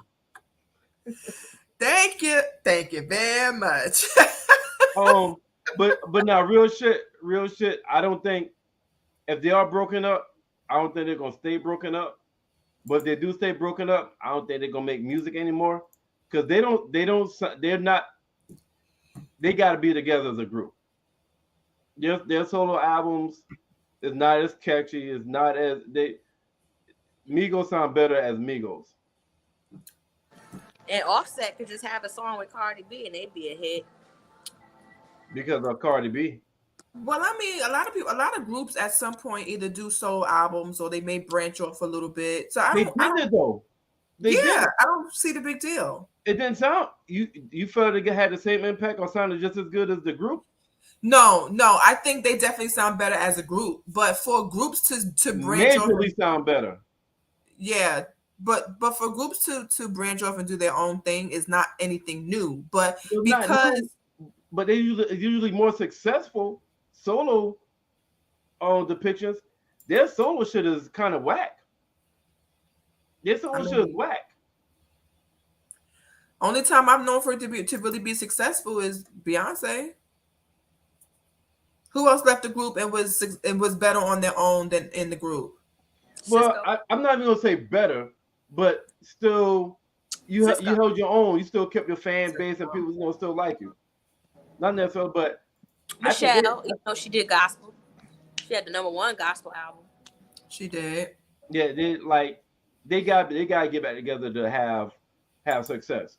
You know what I'm saying? R. Kelly was definitely good by himself before. I mean, by himself, he came out with the So you saying somebody with Offset could make it by themselves? You saying Offset or one of them could make it by themselves? Either Offset or Quavo would make it by themselves. Most likely Offset. But from what I'm hearing, Takeoff is the better spitter out of all of them. But nobody thinks he's cute or nothing. Like what the hell they got? What they got to do with a the lot music? of people a lot of girls like the Migos. Trey. Wait, thinks he's what? Fergie. Ah. Trey, Sam was in here talking about you with your Hoochie Daddy shorts. She trying to get you to wear those. But anyway, he thinks he's Fergie. He's about to find out he's taboo. Lord, listen. Justin Timberlake, definitely, yes. Fergie and the Black Eyed Peas. Okay. I mean, I don't know. They haven't. Fergie went by herself. What she did? What song did she have? I forgot. I forgot what song she had by herself. Fergalicious? No, I forget. Takeoff seems a little slow. Slow Takeoff, I guess. I don't know. But a lot of people are, it hasn't been confirmed. Flash, goodbye, Rika. There's only goddamn 5 heartbeats. Oh, that is my movie, not Flash. Yo, you want my spot? Well, you can't get it because you ain't got it.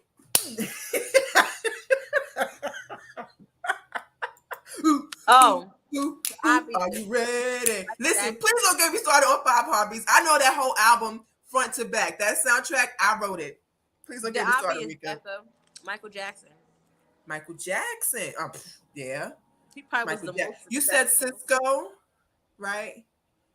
Cisco. Well, I think the whole goddamn Migos group got to stay together. I don't see Offset take off whatever they goddamn names Quavo making solo. Well, Also, Quavo's the lead. Usually the leads always end up making it for the most part. Oh shit! And what's his name? Teddy Pendergrass. Yeah. Tendy Pendergrass. Don't make that face, Merv. Don't make that face. You heard He was in a group and then he went solo, and he killed it. no, I'm laughing what the fuck Becca said.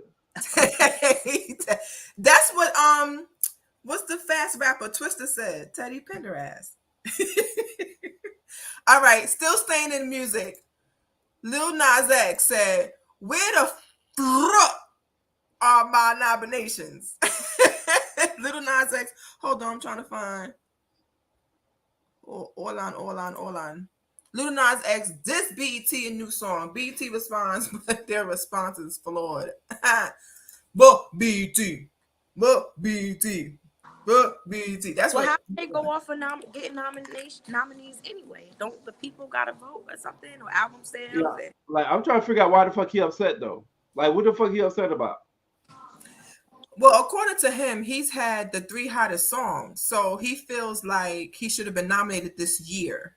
What song? The one with Jack Harlow, Monterio, and what's the other one? I forgot. I don't know. I just don't feel like he put anything out recently for him to be nominated. Yeah, me either. You know what? We don't waiting on. I'm waiting him for him to use the narrative that he ain't getting no nominations because he's gay. Which is bullshit. That's what BET said. BET said, "Watch your mouth, because not only did you perform last year, you kissed a nigga on our stage. Relax." Yeah, and even after when he came out, the nigga still got he still got props. He still got recognized. He was still like none of the award shows. Nobody. I mean, of course, you had the certain fan stuff, but that nigga is not getting no blackball or no kind of shit after he came out. And was a Long Time Road or some shit. That shit still was getting airplay like crazy. And was That's still the only getting song I like. shit. So right, everything else was right. And that shit got props. That shit got nominations, all kind of shit. So I'm like, please don't do this. Don't do this. Don't do that fucking. I ain't get nominated because I'm getting narrative. Because that nigga was still getting fucking. Have to try harder. I don't think his songs is only the Old Town Road song was dope. Everything else was the drama that he put out in social media and everybody just tuned in. But I don't think that his other songs is dope. That was the only dope song. Right. Yeah, I don't think he put anything out this year really to be nominated. Exactly. But he also feels like BET should have done something, and I don't understand. What? Yeah, like I don't get what he wants. But he did mention that his songs were still hot, and regardless if he didn't put out anything new, that because his songs are still popping, that they should be considered. And Tupac All Eyes on Me is still fucking selling from '96. Should we nominate Tupac for a motherfucking BET award, Lil Nas X? What the fuck kind of sense does that make? Because your shit's still popping, you should be nominated. Michael Jackson Thriller is still hot. Does that nigga need a fucking nominee? Lil Nas X? Man, get the fuck out of here, man. That nigga reaching right now. That nigga fucking reaching. Tina's like, yup. Pretty much. He just feels like, you're not going to slight me. He feels that also it's black entertainment television. But, I mean, I think. See, people come out and they just get extra bold. Like, should have just stayed in the closet. I said, yeah, there'll be no. Now, have you seen Lil Nas X? There is no way for him to stay in the closet. I'm just saying, like his whole, it's like we were fooled. You get what I'm saying? Like you came out, you were singing this country song, and it was for the kids, and then you came out, you was demonic. with the devil Yeah. hitting you from the back. On the, Like, on the what shoes and shit.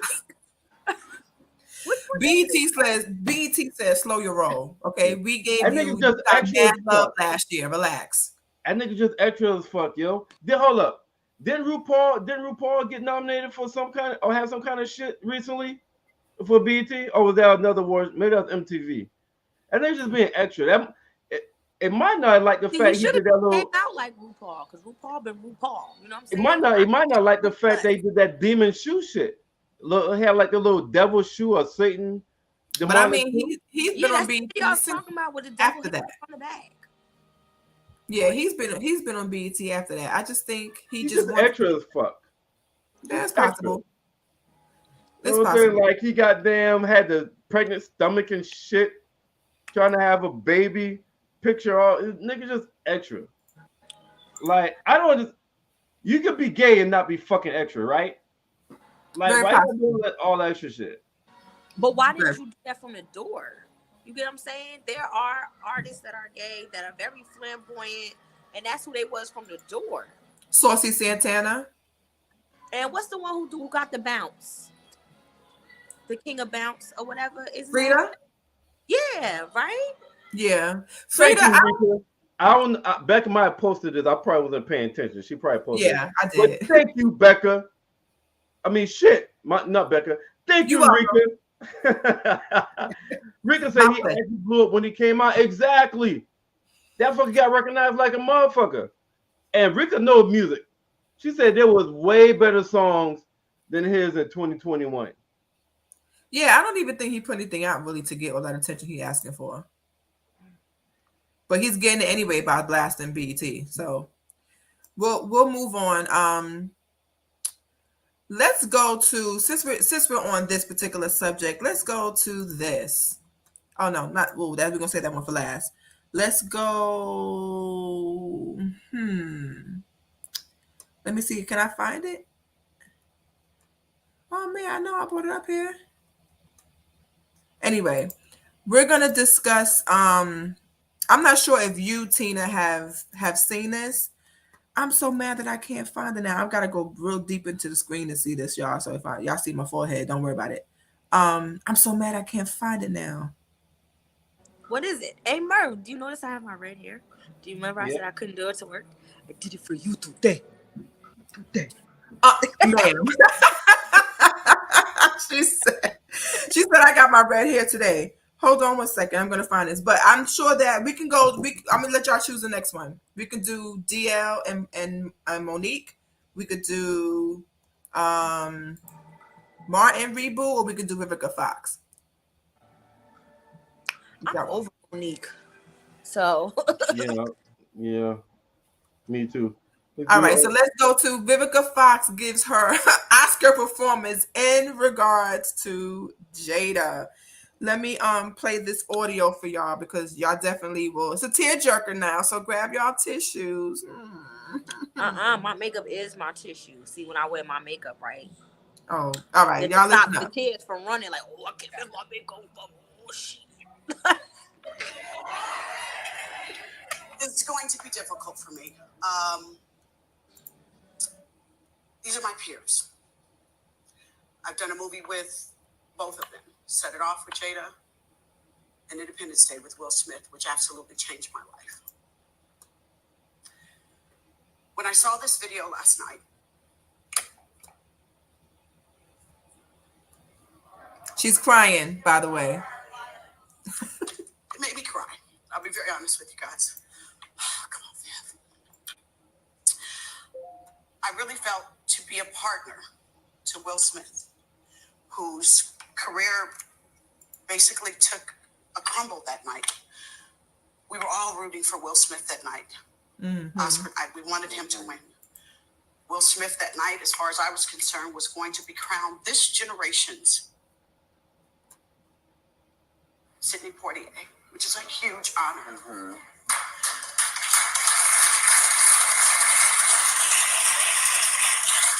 I felt to be a good partner, there was no accountability. Will Smith was defending her honor. That was why the reason he walked on stage and slapped because he felt like his wife had been offended. So for me to see no accountability as a partner. Also, let's not forget that Chris Rock was assaulted. Yep. Cannot forget that.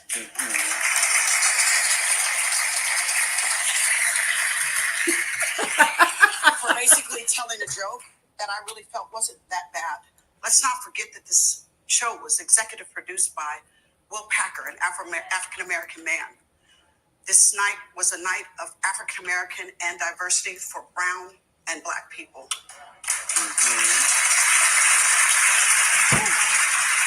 That now will forever be scarred.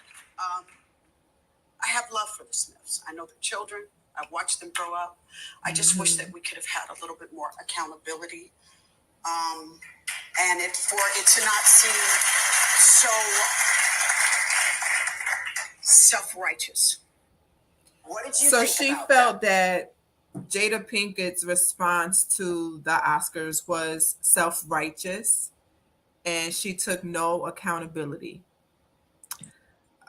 I'm just like, yo, when she said the joke wasn't even that bad, I said, finally, somebody big said the joke wasn't even that bad. An established woman finally said, like established African American woman finally said that shit. I see no lies in what the fuck you said. I think the emotions came from her she felt like being close to both of them. Whatever she said, she's gonna offend one of them, and she felt like she might have been, I guess, caught in between a rock and a hard place. Yeah, I think maybe that's where those emotions came from, because she feel like she's friends with both of them. I forgot that she did set it off with Jada and then the Independence Day with Will. Like, I didn't even think that she got two big ass movies with both of them. Both of them. She did 2 movies. She did another movie with Jada. So I can. So What is it? Kingdom Come with LL Cool J? That comedy? Maybe. With Whoopi Goldberg. Whoopi Goldberg, her husband died. Their dad died. Vivica was LL's husband. And Jada was married to Anthony. What's his name? The one from Blackish. Anthony Anderson? Yeah, it's Maybe called To Kingdom Come. But I guess. first Okay. off, I was thinking about Deliver Us from Evil. nah. So, Jada- I mean, but like Tina said, Hold she on, real wanna quick. read- I think the emotional part came from she can't believe 2 people that she close to really Yeah. did some bullshit. yeah, Like, you're just being shocked. You know, if you ever had, like, you got a friend that you would never ever doubt, and then they do some bullshit, and you're taken aback. Like, I would have never thought. mm-hmm. You know what I'm saying? So that would make me emotional too, and followed by angry. That's funny. He might have smashed way back when.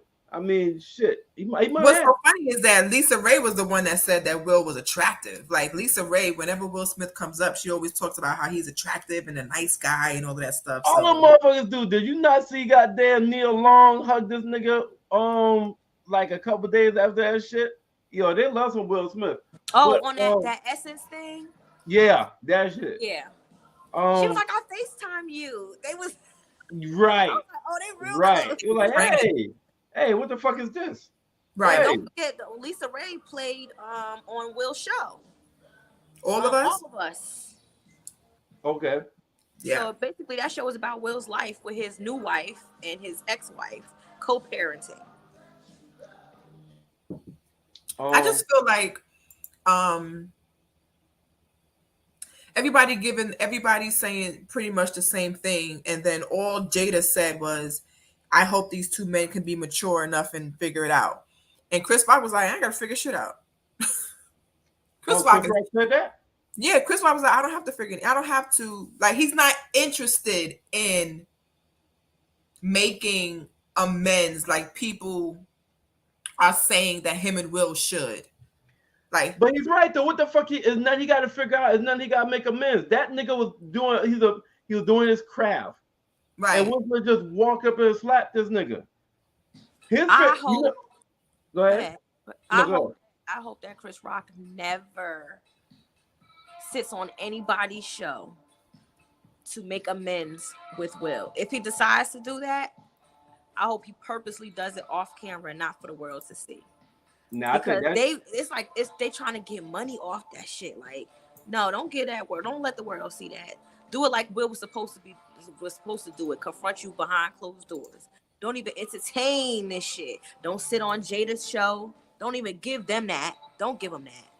Don't give nobody no type of ratings. so. All right, y'all think that professional relationship is dead? You think that'll ever get back? Will and Chris?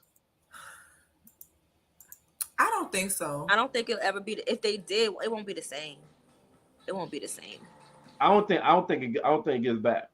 I don't think it's back. So let me ask y'all this: if y'all Chris Rock, do y'all think y'all be able to? If my friend Will divorce Jada Pinkett, we might could get back. Could get back. You know, homies over hoes. Homies over. I think hoes. I'd be more Bro, upset if he was that acting happened. crazy. He was acting crazy when he was married to Shorty. He like, but now I ain't with her no more. Know what I mean? So we here, bro. I'm glad you ain't with her no more. You got your mom right back, bro. Cause when you was with her, yo, I quit. I think that would make me more upset, Tina. That would make me more upset. Like this nigga wait, like they get divorced, and then the divorce is public and it's final, right? And then now you reach out to me, like, oh, so you fake. Nah, I don't think Chris Why Rock Will gives a damn still- about being friends with Will again. Why is Jada doing all the talking for Will? Like, Will, if you was man enough to walk up on stage, why you still letting your wife run her mouth after you already made your apology on social media? And why she wait so Shut long? up. And Tina, why the fuck she wait so long to bring this shit back up to talk about it? Well, because she brought it up during her alopecia episode on Red Table Talk. So she waited to make the connection. Because at the end of her Red Table Talk, she kind of gives her final monologue. So she was talking about what people deal with when they're having alopecia. And she said, and in regards to the Oscars. So according to, she's trying to make the connection of her alopecia issue to Will slapping Chris Rock. So during that episode is when she decided to say something. Now, all these episodes were recorded. Some of them, the majority of them were recorded before the Oscars, but this particular one has been recorded since the Oscars. So she's still in recording, and that's when she decided to mention something. I just kind of feel like I don't want to hear anything from her at all about it, to be honest with you. She said what she said, right? She wishes the two of them can talk it out. Okay, great. I don't think that she's going to mention anything in regards to how she feels about it, whether she feels bad or she feels protected. Because in that same episode, another episode, she talks about her not being protected throughout her life is her issue. And then you have her husband who said from a child, he always felt like he didn't protect his mother enough. So their soul tie is protection. He felt like he should have protected his mother more. She felt like she never had protection as a child. So the two of them, through cosmic whatever, found each other. So protection is their thing. That's their connection. Whether it's a traumatic connection or not, that's the thing that connects the two of them. She's always wanted to be protected. Will always wanted to protect somebody. Boom, here they go. However, it's not working out the way that it should. If you are a woman that's always wanted to be protected and you finally get a man that protects you, maybe this is not the way to do it. But what Vivica was saying is when she went up there, she's not taking any accountability. She basically just said, as for the Oscars, I hope these two men can work it out. That's all she said. We don't know if she feels bad. We don't know if she's sad that it happened. We just know that it happened and she wishes the two of them can work it out. So does this mean that Will is in rehab? Because Who knows? Who knows at this point? I think the Will Smith, Chris Rock, Jada Pinkett thing is old news now. I think it's just, it's old news. Yeah, exactly. That's why I was saying I felt like she brought it back up. But since she's brought it back up for Red Table Talk, and the other thing, right? Why she put it in her monologue at her parting shots at the end of this shit? Nah, motherfucker, give people. You always want to talk with other people and have people open up and shit, right? Then say that shit at the beginning and give your people the ability to respond. Don't say that shit at the end. People responded in the comments. Bitch could have just called Chris. What the fuck? Why you think he watching Red Table Talk, ho? Like, But just like I said earlier, I don't think that Chris Rock is giving a damn about getting a friendship with Will again. He I probably don't think that he's interested in being friends with him or them again. Anyway, he's moving on, which is the next thing. He about to do a set with Dave Chappelle. Oh, he ain't worried about no Will Smith. That's gonna be good. He's not worried about Will Smith. He's about to go on tour with Dave Chappelle for a joint comedy show. That's what Chris Rock is worried about. He's not worried about no damn Jada Pinkett and her alopecia and whether she wishes that he reconciles with her husband. He's not worried about that. Not one bit. He's already said that I don't give a damn. Don't ask me for nothing. I'm not talking about it till y'all pay me. You're going to have to cut the check. That's going to be a big ass check. That's going to be a large, huge, ginormous check. If Who gonna get that? Gail or Oprah? Neither. It's probably going to be Netflix or maybe through Dave Chappelle. Yeah, that's what I'm thinking. Do Dave, like Dave interviewing him. No, they're or going to both do of a them whole doing thing. a joke together. They're going to do a documentary about comedy and being assaulted. Because they both got attacked on stage. So I'm sure there's going to be jokes about that. I'm sure they're going to find a way to Netflix original. I can see that shit now. That shit going to be good. It's probably going to be pay-per-view. Tracy Will did a great job protecting Pac's girl. Y'all saw what's the name? Y'all saw the 25th anniversary for Def Comedy Jam, right? Mm-hmm. I was just watching it again. That shit, that part with Dave Chappelle and D.L. Hughley had me fucking dying. Yeah. I gotta watch that shit again. That shit was hilarious. So that's her opening monologue, Rika? Okay. So that's her opening. Monologue. Man, fuck that bitch. Ain't nothing to say without an apology. I don't even like her no more. Like, fuck her. And what's so crazy is I used to watch Red Table Talk. When it first came out, it was actually very good. Look.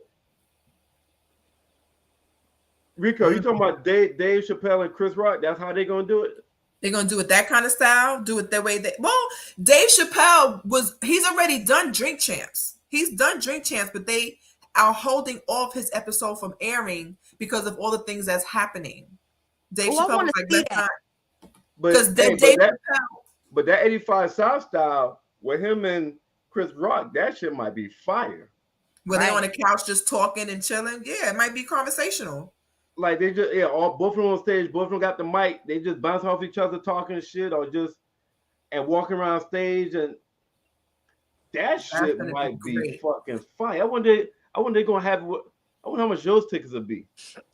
A lot. Because I think Dave Chappelle will be able to bring out a conversation like that with Chris in a positive way. I think anybody else. Oh, Rika said she assuming. Oh, I think that anybody, if Chris was to do an interview with anybody, I think it'll be like First 48, where they just ask him questions and trying to poke him to say stuff about Will. I think in that type of setting, or with a Dave Chappelle, it might actually be a conversation where we can get, kind of bring your ass. Get it in a. You're gonna take. He said, "Bring your ass." Oh Lord. So I think that might work. Did they say when it was going to drop? Like 2020? September. Oh, this year. Oh, this year? Yeah, in the fall this year.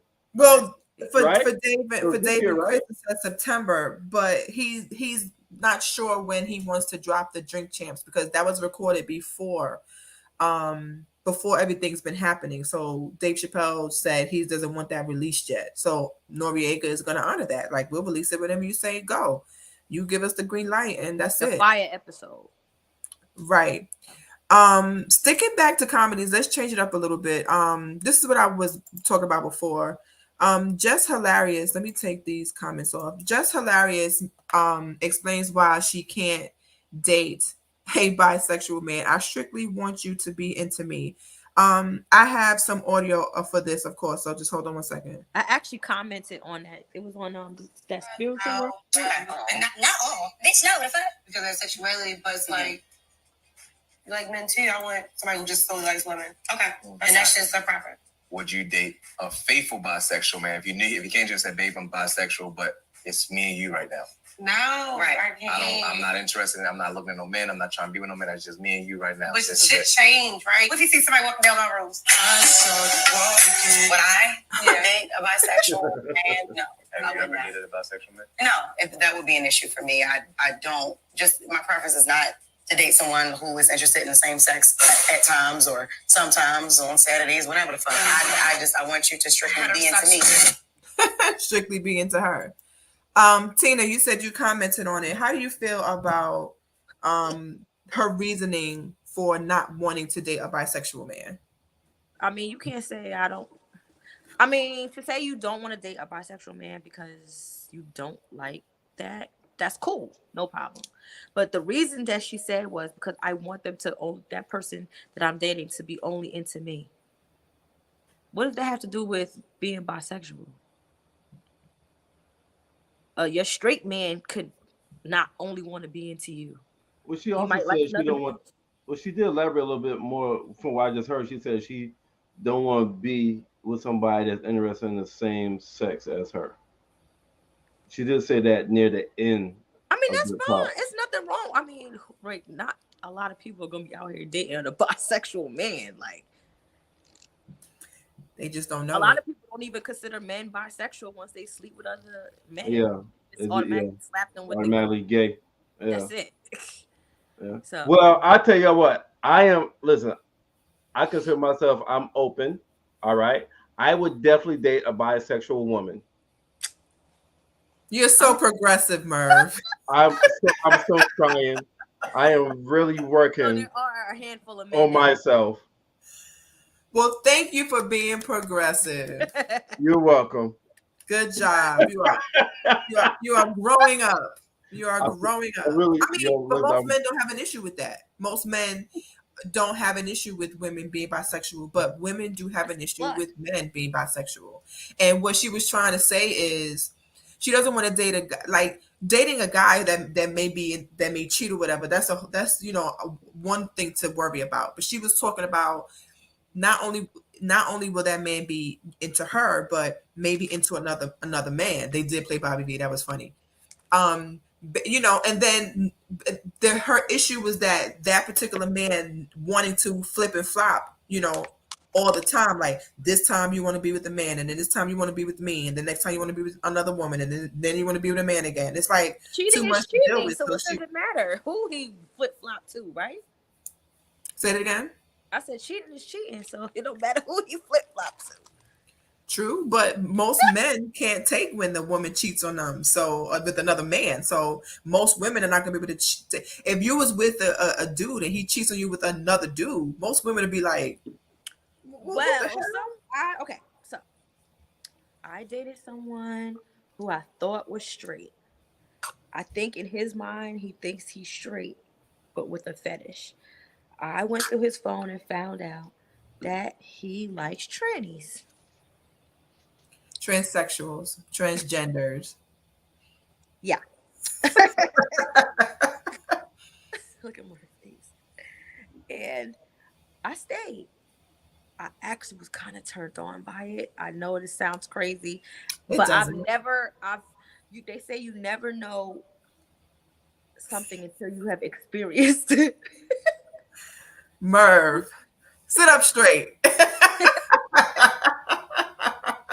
For those of y'all listening and has left the building. You never know until you never know how you're going to react to certain situations until that situation happens. So in my mind, I'm like, oh, hell no, I would never date that. But I was like, okay, well, I really love him. You can't just fall out of love with somebody. And then part of me was like, because I go a lot, I be watching gay porn. So it was to find that out. Of all topics, this is the one that Merv decides to be quiet on. Of all topics.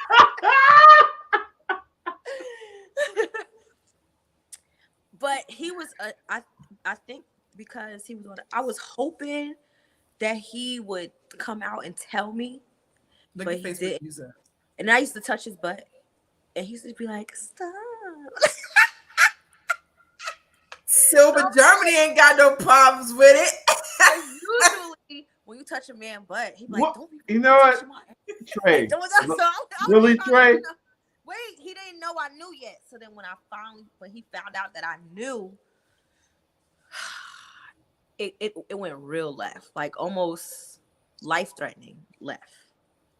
So he wasn't relieved that you knew. He was upset. Right, because he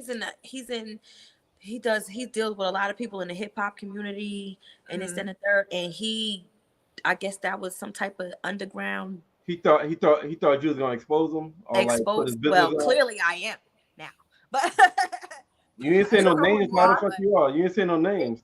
It's It probably got- Bubba. It's probably my homeboy Bubba. he got so enraged that it was almost life-threatening.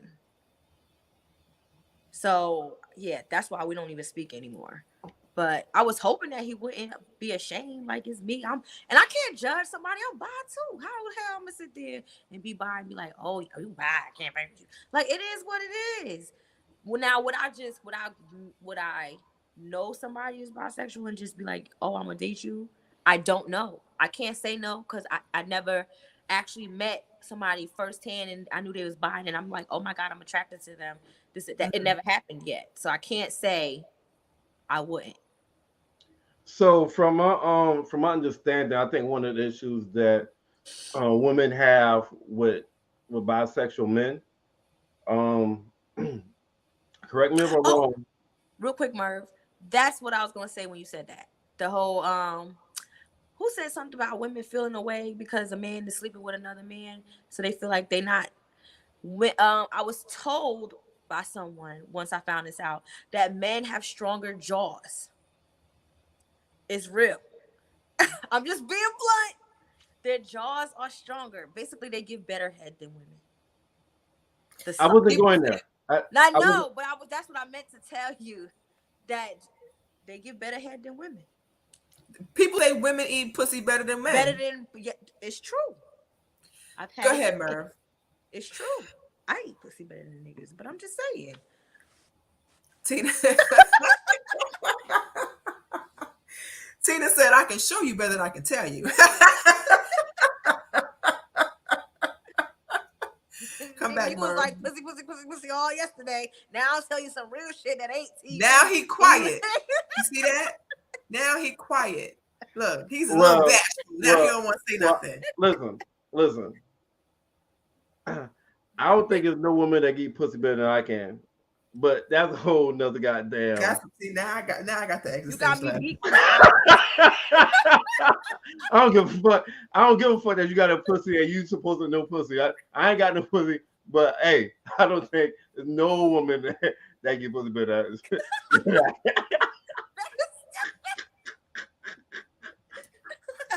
I just want to know if the coast is clear. Is it okay.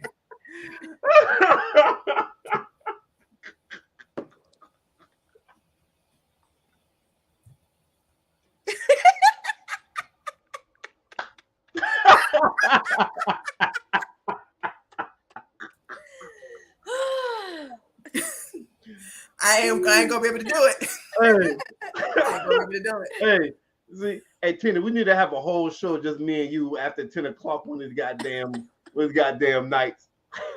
So I saw been asking for the guys after dark for a minute. The podcast after dark for a minute. The two of y'all got that. And like Chris Rock said on Boomerang with Eddie Murphy in the office room, like, hey man, we get some holes in. Let's shut this motherfucker off, man.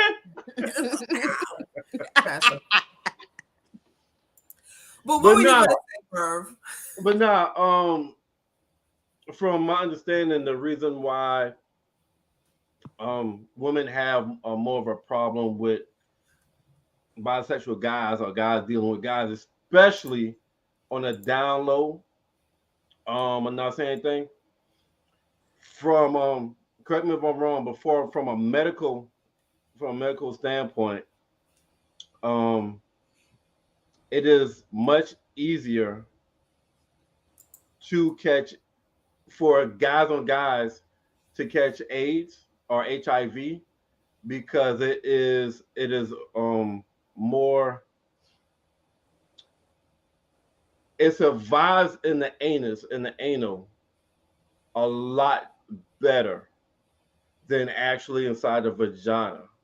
If a guy have AIDS, it's easier to catch it having anal sex. A guy having anal sex than it is even if a female have HIV, a guy gonna have sex with that female. Is a much lower chance, believe it or not, is a much lower chance of catching it through vaginal sex.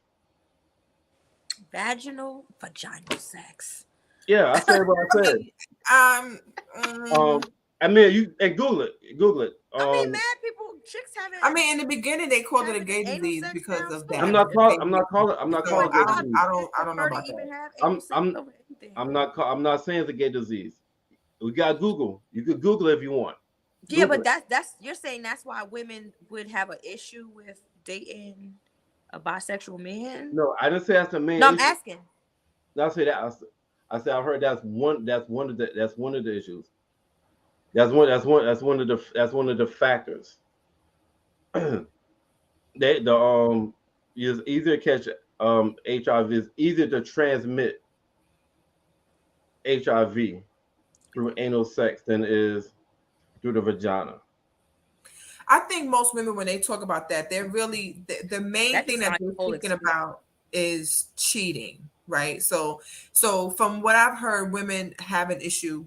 They always think about men cheating anyway, but their only competition would be women, right? So when they're dealing with a bisexual man, now their competition is other men, and that's something that they can't compete with. So just like what Tina said, if somebody's gonna cheat, they're gonna cheat either way, no matter who it's with, man or woman, right? But for some women, mentally, they feel like they only have to worry about their man cheating with another woman. So that's where they've put their focus on.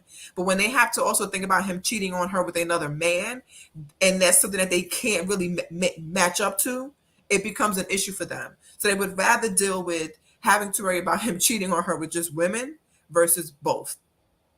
It just like Tina said again, cheating is cheating. So it really doesn't matter. It's more so of that part. Yes, the sexual transmitted diseases come into play, but that comes into play regardless. They just really don't want to compete with other men for their man. It's both. I just said that's the only factor, y'all. But I'm saying that is a factor in case y'all didn't know it. I feel like that's a small percentage of a factor, if that is, because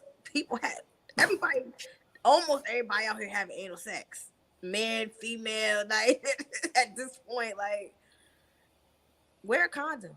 The fuck? I don't want to cut shot. It's quicker for me to catch AIDS. Bitch, you could kiss somebody and get AIDS. The fuck? You could do what? Kiss. Do oral sex and get that shit. You swallowing kids. You could get that shit like. Yeah, not really, but I don't want to go down that rabbit hole, so I'm not gonna. If it's blood and somebody got an open sore in their fucking mouth, you getting that? You could that transmit it that way. It's a lot of shit. Like motherfuckers be killing me. Yeah.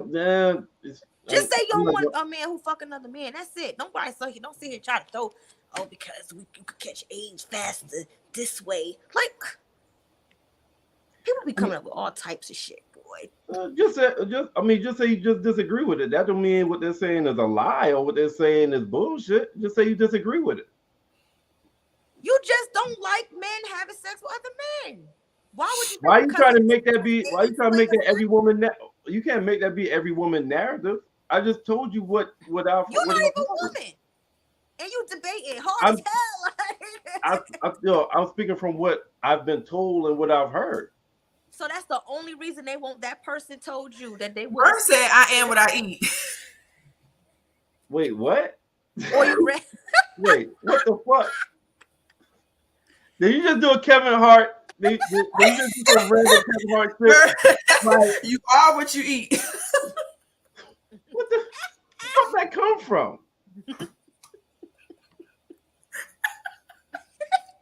You know what?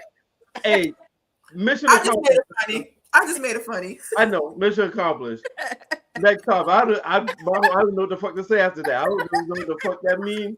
I just like like Kevin Hart said, next time you get in an argument with your girl, just said the fucking microwave won't goddamn warm up my Michael Jordans. Wait, what? Warm up your Michael Jordans? I don't want to argue no more. Well, we gonna end on a high note since we talk about relationships and cheating and moving on and all of that stuff. We have got to end this with this. Hot girl high note activated. Lori Harvey deletes all evidence of Michael B. Jordan relationship from her Instagram. Ladies, a high note. Ladies and more ladies. Ladies and more Ladies. Ladies and more ladies. It is hot girl summertime. It is hot girl.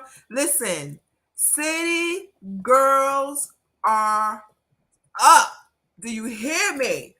Do you hear me when I tell you city girls are up? Look at Merv. Look at him. Look at him. He can't even take it. Look. But on the real, Lori Harvey, Nugget, and Turtle have not Nugget and Turtle. Oh shit. That's what he called her. He called her Turtle. She's stupid and he dodged a bullet.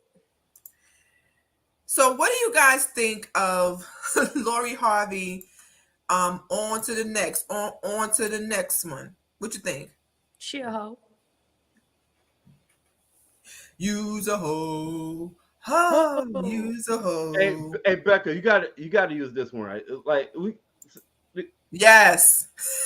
Oh, she's collected all the stones. All the stones. She's been in every age bracket. She has collected. Listen, wait. She dated Diddy and his stepson? Yeah. Sure did. Yeah. Oh, shit. Yeah. hey, I got a picture of right here. Boom. Look at the bottom left, Tina. God damn it, Becca. Sorry. They was dressed alike in everything. Look, that's Diddy at the bottom. That's Diddy at the bottom left.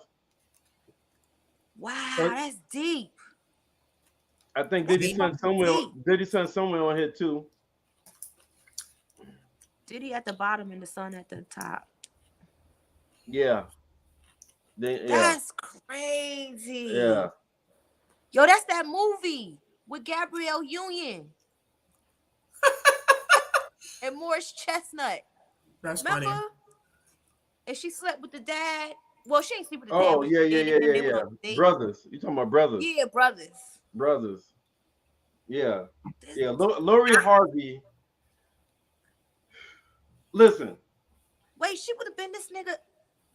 I know she was around him. She probably met him in the house. Yes, Tina. All of that. On the way to the bathroom. Yep. Wow, that's deep. Yep. Ooh. Yup. See now, Steve Harvey can't be giving out advice to your daughter, a whole hoe out here. I'm supposed to listen to you. Your own daughter not even. I got hoes in different area codes. Yo. Area.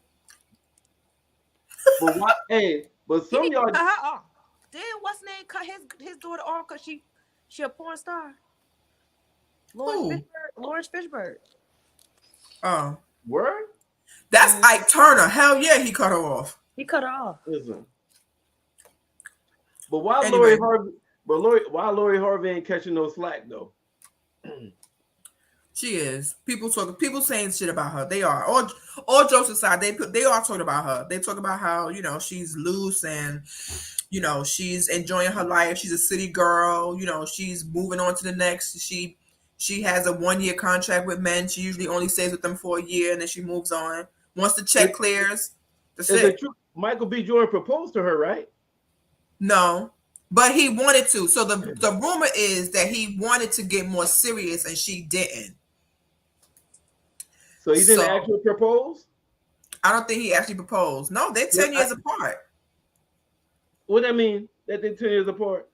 That means, well, I'm only saying that because he's probably at that part of his life where he wants to, settle down and have children. And she's like, I'm But only he didn't know 25. that she was dating without a purpose while he was dating with a purpose. Hey, listen, you see them lips? You see her lips?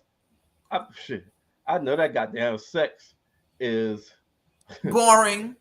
shit. They look like they have boring sex. Not that I care, but that's Listen, what they look like. let me tell you something, Becca. You got this kind of lineup right here, nothing's boring about your sex. You see that lineup? Listen, that's an all-American, all-star, rich, wealthy lineup right there. Ain't Well, no Future fucking must way have her taught her shit tricks. boring. Future must There's have no taught her way. tricks. Is that It's- Trey? Yep. Okay, they both taught her some tricks. No way her shit boring. Ain't no way. Ain't see her lips. Ain't see her lips. Listen, I bet you. Ooh. Listen. Ooh. Rika said she know women with more bodies than her that are just not famous. Of course. No. But we talking They about hoes quality too. right now. Hey, Rika, we talking about quality and we talking about wealth. High value men.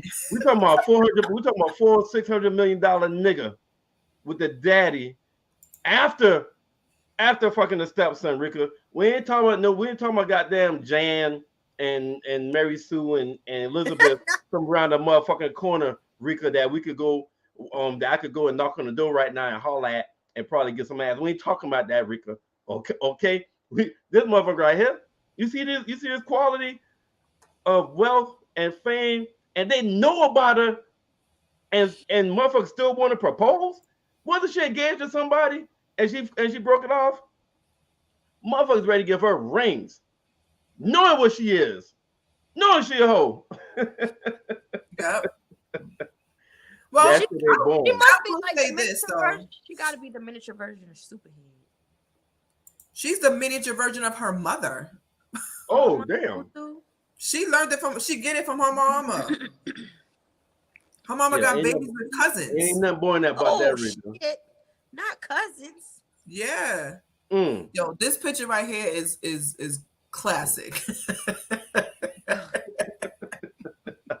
Yo, this picture. But who was this on the thumb? This dude all the way to the right by himself. Who's that? Merv, who I is don't know who the fuck that is. He On the look thumb? bad. Rika, who is that? Hey Rika, yeah, that's a good person. Hey Rika, who this is on the damn thumb? You like the nigga musical Google? Rika wanna know is Kim K a hoe? Yes. Was that in question? I'm confused. Was that in question? Fuck you talking about? She says she doesn't know.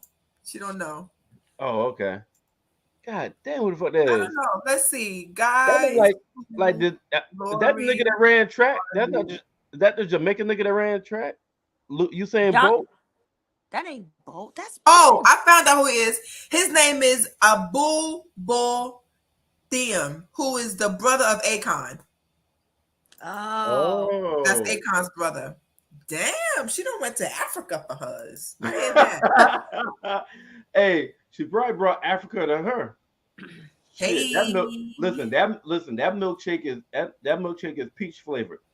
That's crazy because Steve just said a whole thing about how Michael B. Jordan is a great young man and da da da da da, and then she go and break up. They break up. Like what the fuck? Yeah, his daughter broke his heart. Then you gonna try to say both of them hurt. If both of them hurt, they will still be together. Talking about both of them hurt. Get the hell up out of here. Lori Harvey. Okay, so I'm looking at it and it says, yo, there's an actual website that says Lori Harvey's boyfriend list. Damn. Okay, so in 2017, she was engaged to Memphis Depay, which is a Dutch football player. They got engaged June 2017 and they split 2018. After that, she dated Justin Combs, the son of rapper Sean Diddy Combs. The two were rumored to be seeing each other, though nothing was confirmed at the time. Then she moved on to Trey Songz. After rumors that her and Justin were over, she was then seen out with rapper Trey Songz. Then she doubled back and said, let me try Justin's father. Since Justin didn't work out, let me try his father. So she went to then Puff Sean Daddy Love Combs, whatever his name is that week. That's that right. That situation is fucked up. Right. After so they were allegedly supposed to have had a baby. She was rumored to be pregnant by Diddy, which also ended up being false. After that, she unfollowed Diddy on social media, and then she started with, I think she was with Future. Then now she's with it was Future, Trey Songz, and then now she's with Michael B. Jordan. And now that's over. So let's think about this. 2000, what? Let me take this damn picture down. 2017. It is now 2022. We got 18, 19, 20, 21, 22. Yeah, she's had a nigga every year. A new nigga every year. But she's singling and she's mingling. So that's talking about, you see all these different niggas right here? How old is she? So she's been with all these niggas since 2017, is what you're saying? This picture, this collage of niggas started in 2017. This collage of niggas right here. The collage. Well, how old is she? 25. Damn, she gonna be ran through before 30. Before 30, she's gonna be ran through before 25. Fuck you talking about? Before 26. What you talking about before 30? Do you see this list? That's a crazy ass list right there. Yeah, damn. If you're gonna get a list, that's the kind of list you get. You know what? You're right. You're right about that. You're right. If you're going to have a list, a collection of stones, those are the stones you want to get. Especially Diddy. Diddy got money to blow. He had Lori, then he got the City Girls, and he got Joy Chavis. Like, if you want to get somebody that's going to trick on you, it would be Diddy. So do that? He's not going to want nothing serious anyway. He got it to blow. So let me get this straight. If this was all since 2017, she's only 25 years old. 2 years ago, I think, is when she was fucking with Diddy. Diddy is what, 48? Damn. Yeah, Diddy could be her father. If you remember, there's a clip from back in the day when Lori Harvey turned 18. It's a clip with her and her mother. And her mother is telling her she's just starting to get out there for real and date. Okay. And her mother is telling her, don't date no rappers, don't date no celebrities, whatever. She's like, Mom, I already know. I'm okay. I know what to do. I'm going to be all right. Because this is when she first started to date openly. Hey, listen. Rika got a question. Rika asked her, how many dudes make you a hoe? In one time? Tina, I don't know. Rika got a question. I have no idea. How many dudes make you a hoe? Hoe don't gotta be on some sex shit. You could be on some whole shit. It don't just gotta be like it's intercourse. You want some hoe? You out here tricking. You date each nigga for a year, and then next nigga. You not you dating with some type of purpose, but it ain't love. You want some hoe? So if you're just getting niggas for their money, but you're not having sex with them, you're not a hoe? You tricking. You a hoe. You a prostitute. But she not having sex with nobody. Prostitutes don't have sex with everybody either. Who said that? No, I'm just giving an example. Like if she getting niggas for their money, but she not laying with them, then when you prostitute, you don't got to have sex with the person either. You see Mercedes. The Mercedes experience. No, Lori Harvey is out here giving niggas the Mercedes experience. You really think she ain't giving that pussy up? You shit. Shit. For a whole year taking them pictures, maybe motherfuckers is paying her to do that shit, but that's you still tricking. Hey, okay, Rika, let me take hoe back. She's tricking. Hey Rika, to answer your question, it's not a definite number that make you a hoe. It's not like after you fuck 6 niggas, you a hoe. It's not as black and white as that. There's a lot of gray area that makes you a hoe, Rika. All right, but the person we're talking about right now, do you see that collage? She a hoe. Whatever they said she did, She did did. she that did that shit. Especially if you out here dating family members and shit and fathers. Yeah, and hell sons. yeah, you going from the son to the dad and shit. And even though that's not his biological son, he dates so damn fucking close, it's ridiculous. That's disgusting.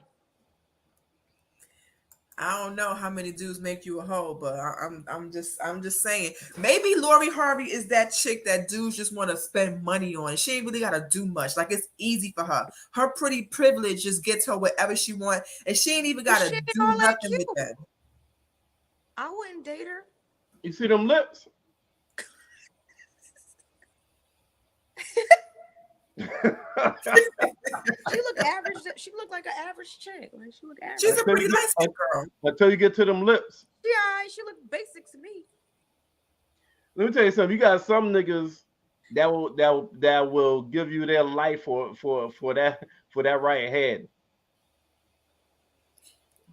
I definitely feel like she's candy, like she's arm candy. Like I think Michael B. Jordan probably did like her a lot, but I do think that it was a good look for him to be with her.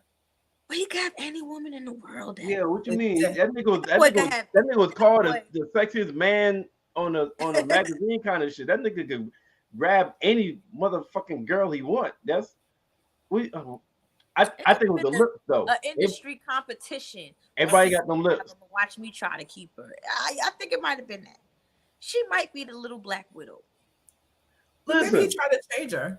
of Hollywood. I'm telling y'all, those lips.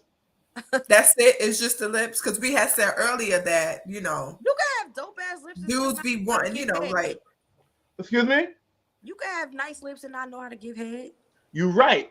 But if you got the skills to give a hand and you got the goddamn cosmetic lips that go with it that complete the Cosmetic. motherfucking package, oh my God. Not the cosmetic lips. we've got a live one here.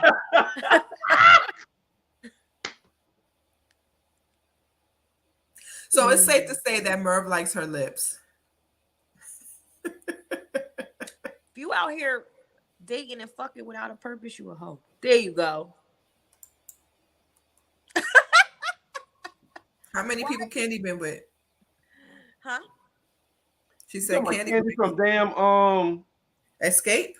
If you are fucking and dating without a purpose, you are a hoe. But I don't think everybody dates for a purpose. Some people just yeah, a date lot of for people don't date fun. without a lot of people don't date with a purpose. I guess At what- 25, no. At 25, people are usually not dating Yeah. with purpose. Hoe. okay, Candy, you know, of she course, just- Candy. Everybody, Candy's a hoe. She's an industry hoe. yeah. Okay, does that make you feel better? She's You think classified, Candy's all an right? industry She's hoe? industry hoe. Yeah. Who Candy been with? Gerald Levert. She was a side bitch for her baby Vala. I don't believe that. Who? You don't think what? That she was Block's side piece. She said he was married. He could have been separated. No, they talk about it on Housewives of Atlanta all the time. She knew he was married. She decided to keep the kid. Well, Well, I don't know. That is above my pay grade. And then what? Did she fuck some producer or something or some shit? And then there was a whole issue with Escape. And then, yeah. Oh, you talking about JD? I don't. Did she sleep with JD? Did you just change your background? oh No, the light went out. Oh. Candy slept with JD? Oh, I don't know if she slept with JD, but she was sleeping with some producers. Well, they said that there was some issues with Jermaine Dupri. Jermaine Dupri, JD. Yeah, That's JD. what Jermaine? We just said JD, Rika.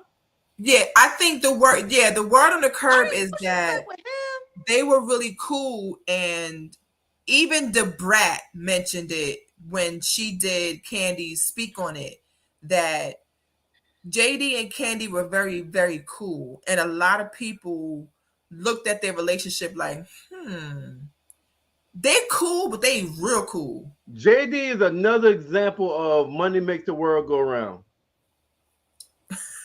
That's what my husband said. This nigga, Ugly motherfucker pulled Janet Jackson. and Candy and other and these listen, another prime example of money make the world go round. You know what? That might be why I'm not wealthy yet. Because you ain't got no money? What? I said that might be why I'm not wealthy yet. Oh, so that because if you was, you'd be a hoe? I ain't say all that. I'm just Yeah.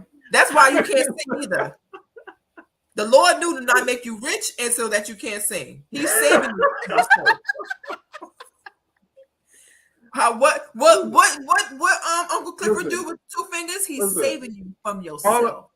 All I'm saying is I have great persuasion ways, just being a regular cool ass nigga.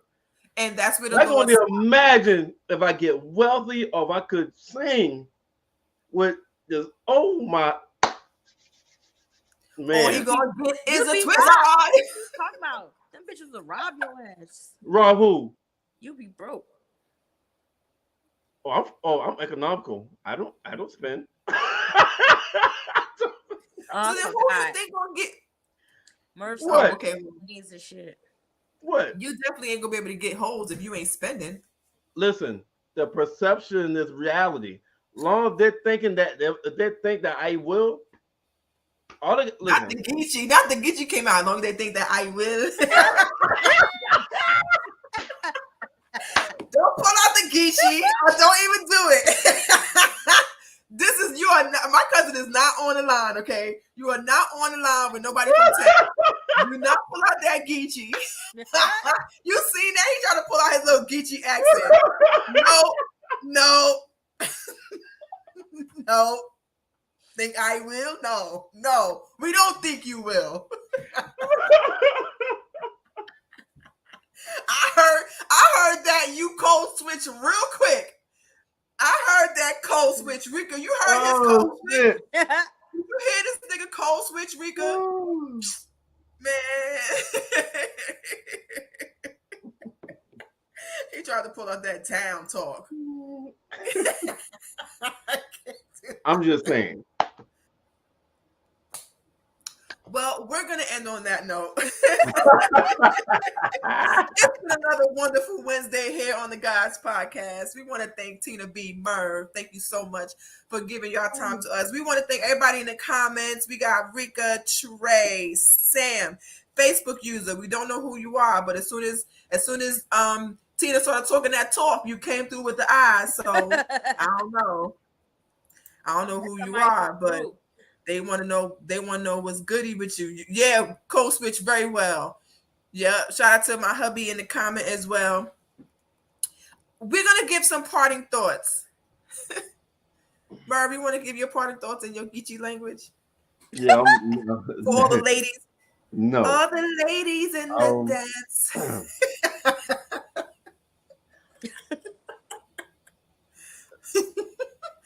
Oh yeah, they did give some big eyes. Whoever that Facebook user was, Right.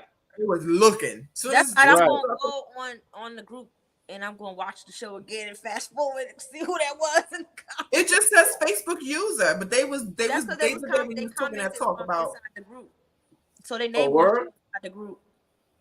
Oh. It might have. I think I know who it is, but I'm gonna keep quiet. Oh, I got you, Rika. I got you. Good evening, my sweet babies. Okay, go ahead, Merv.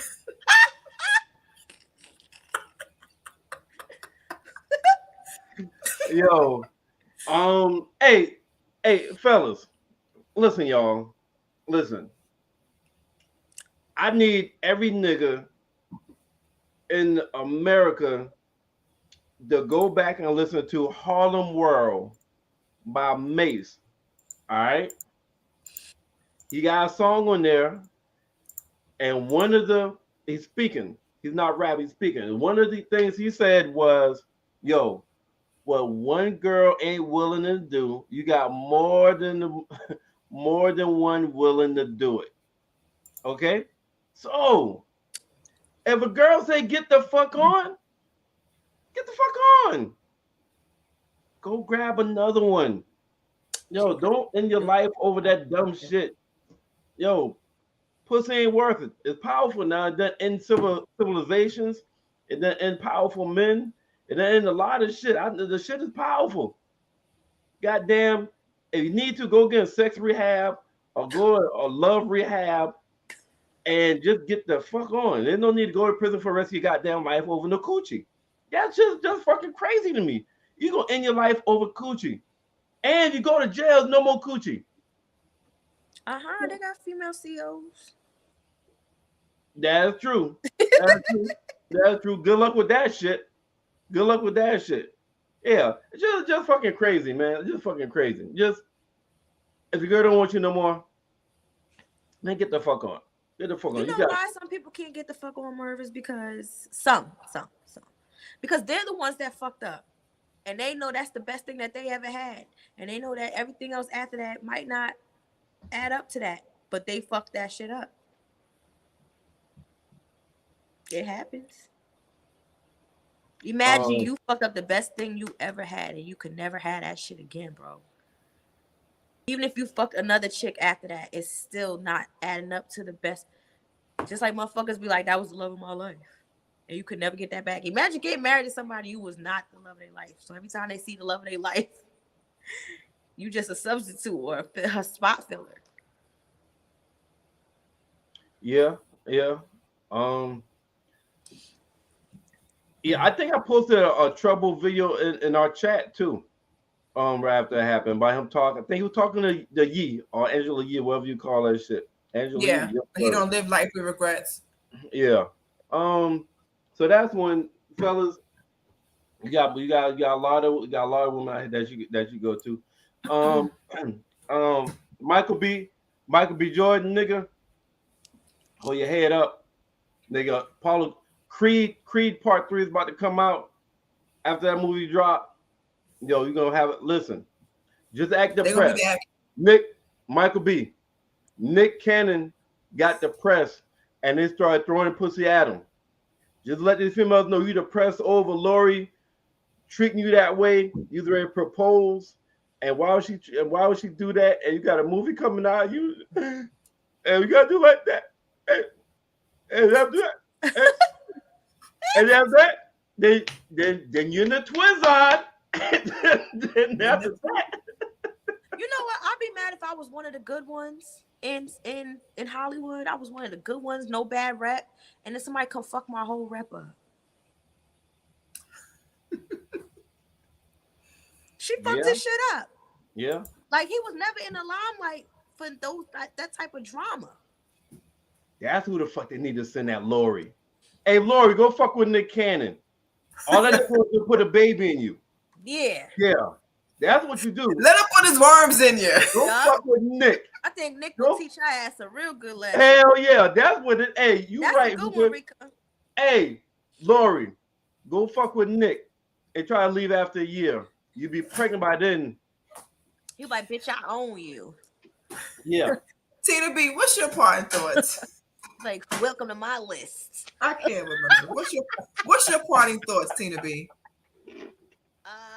You know, I'm just happy to be here. Y'all got me on Russell Simpson. Thank you for coming out. God bless. Good night. So I don't have no party shots. I'm just happy to be back on. I missed 2 weeks with you guys. So I hear. Hello, my sweet babies. I just want to let you know, to my beautiful Black sisters and my beautiful Black brothers and all y'all in between, thank you so much for being here this day. I just want to thank you so much for all the love that y'all have shown me lately. My sweet babies, I appreciate it so much. I just want to thank the people who are in the background who we don't get to see all the time, but then work so hard so that we are here to give you all the goodness. I want to thank Sean, Stacks, Mark. We got to definitely thank Tyson. We got to thank Rika, who is always in the comments. Sam, Trey, Facebook user. Thank you so much, my sweet babies, for spending your Wednesday night with us. You could be anywhere in the world, but you're here with us, and we thank you. My daddy had to step away for a little bit, so I'm going to speak on his behalf, as I always do, because he don't never say nothing anyway. He just sits behind me. I want to give a shout out to Twitter, The Guys Podcast too. Follow us on Instagram, The Guys Pod. We are also on Facebook Live. We want to thank Blackjack TV, Zingo TV, channel 199. Thank you, my sweet babies. I love you for real. God bless and good night. Oh shit.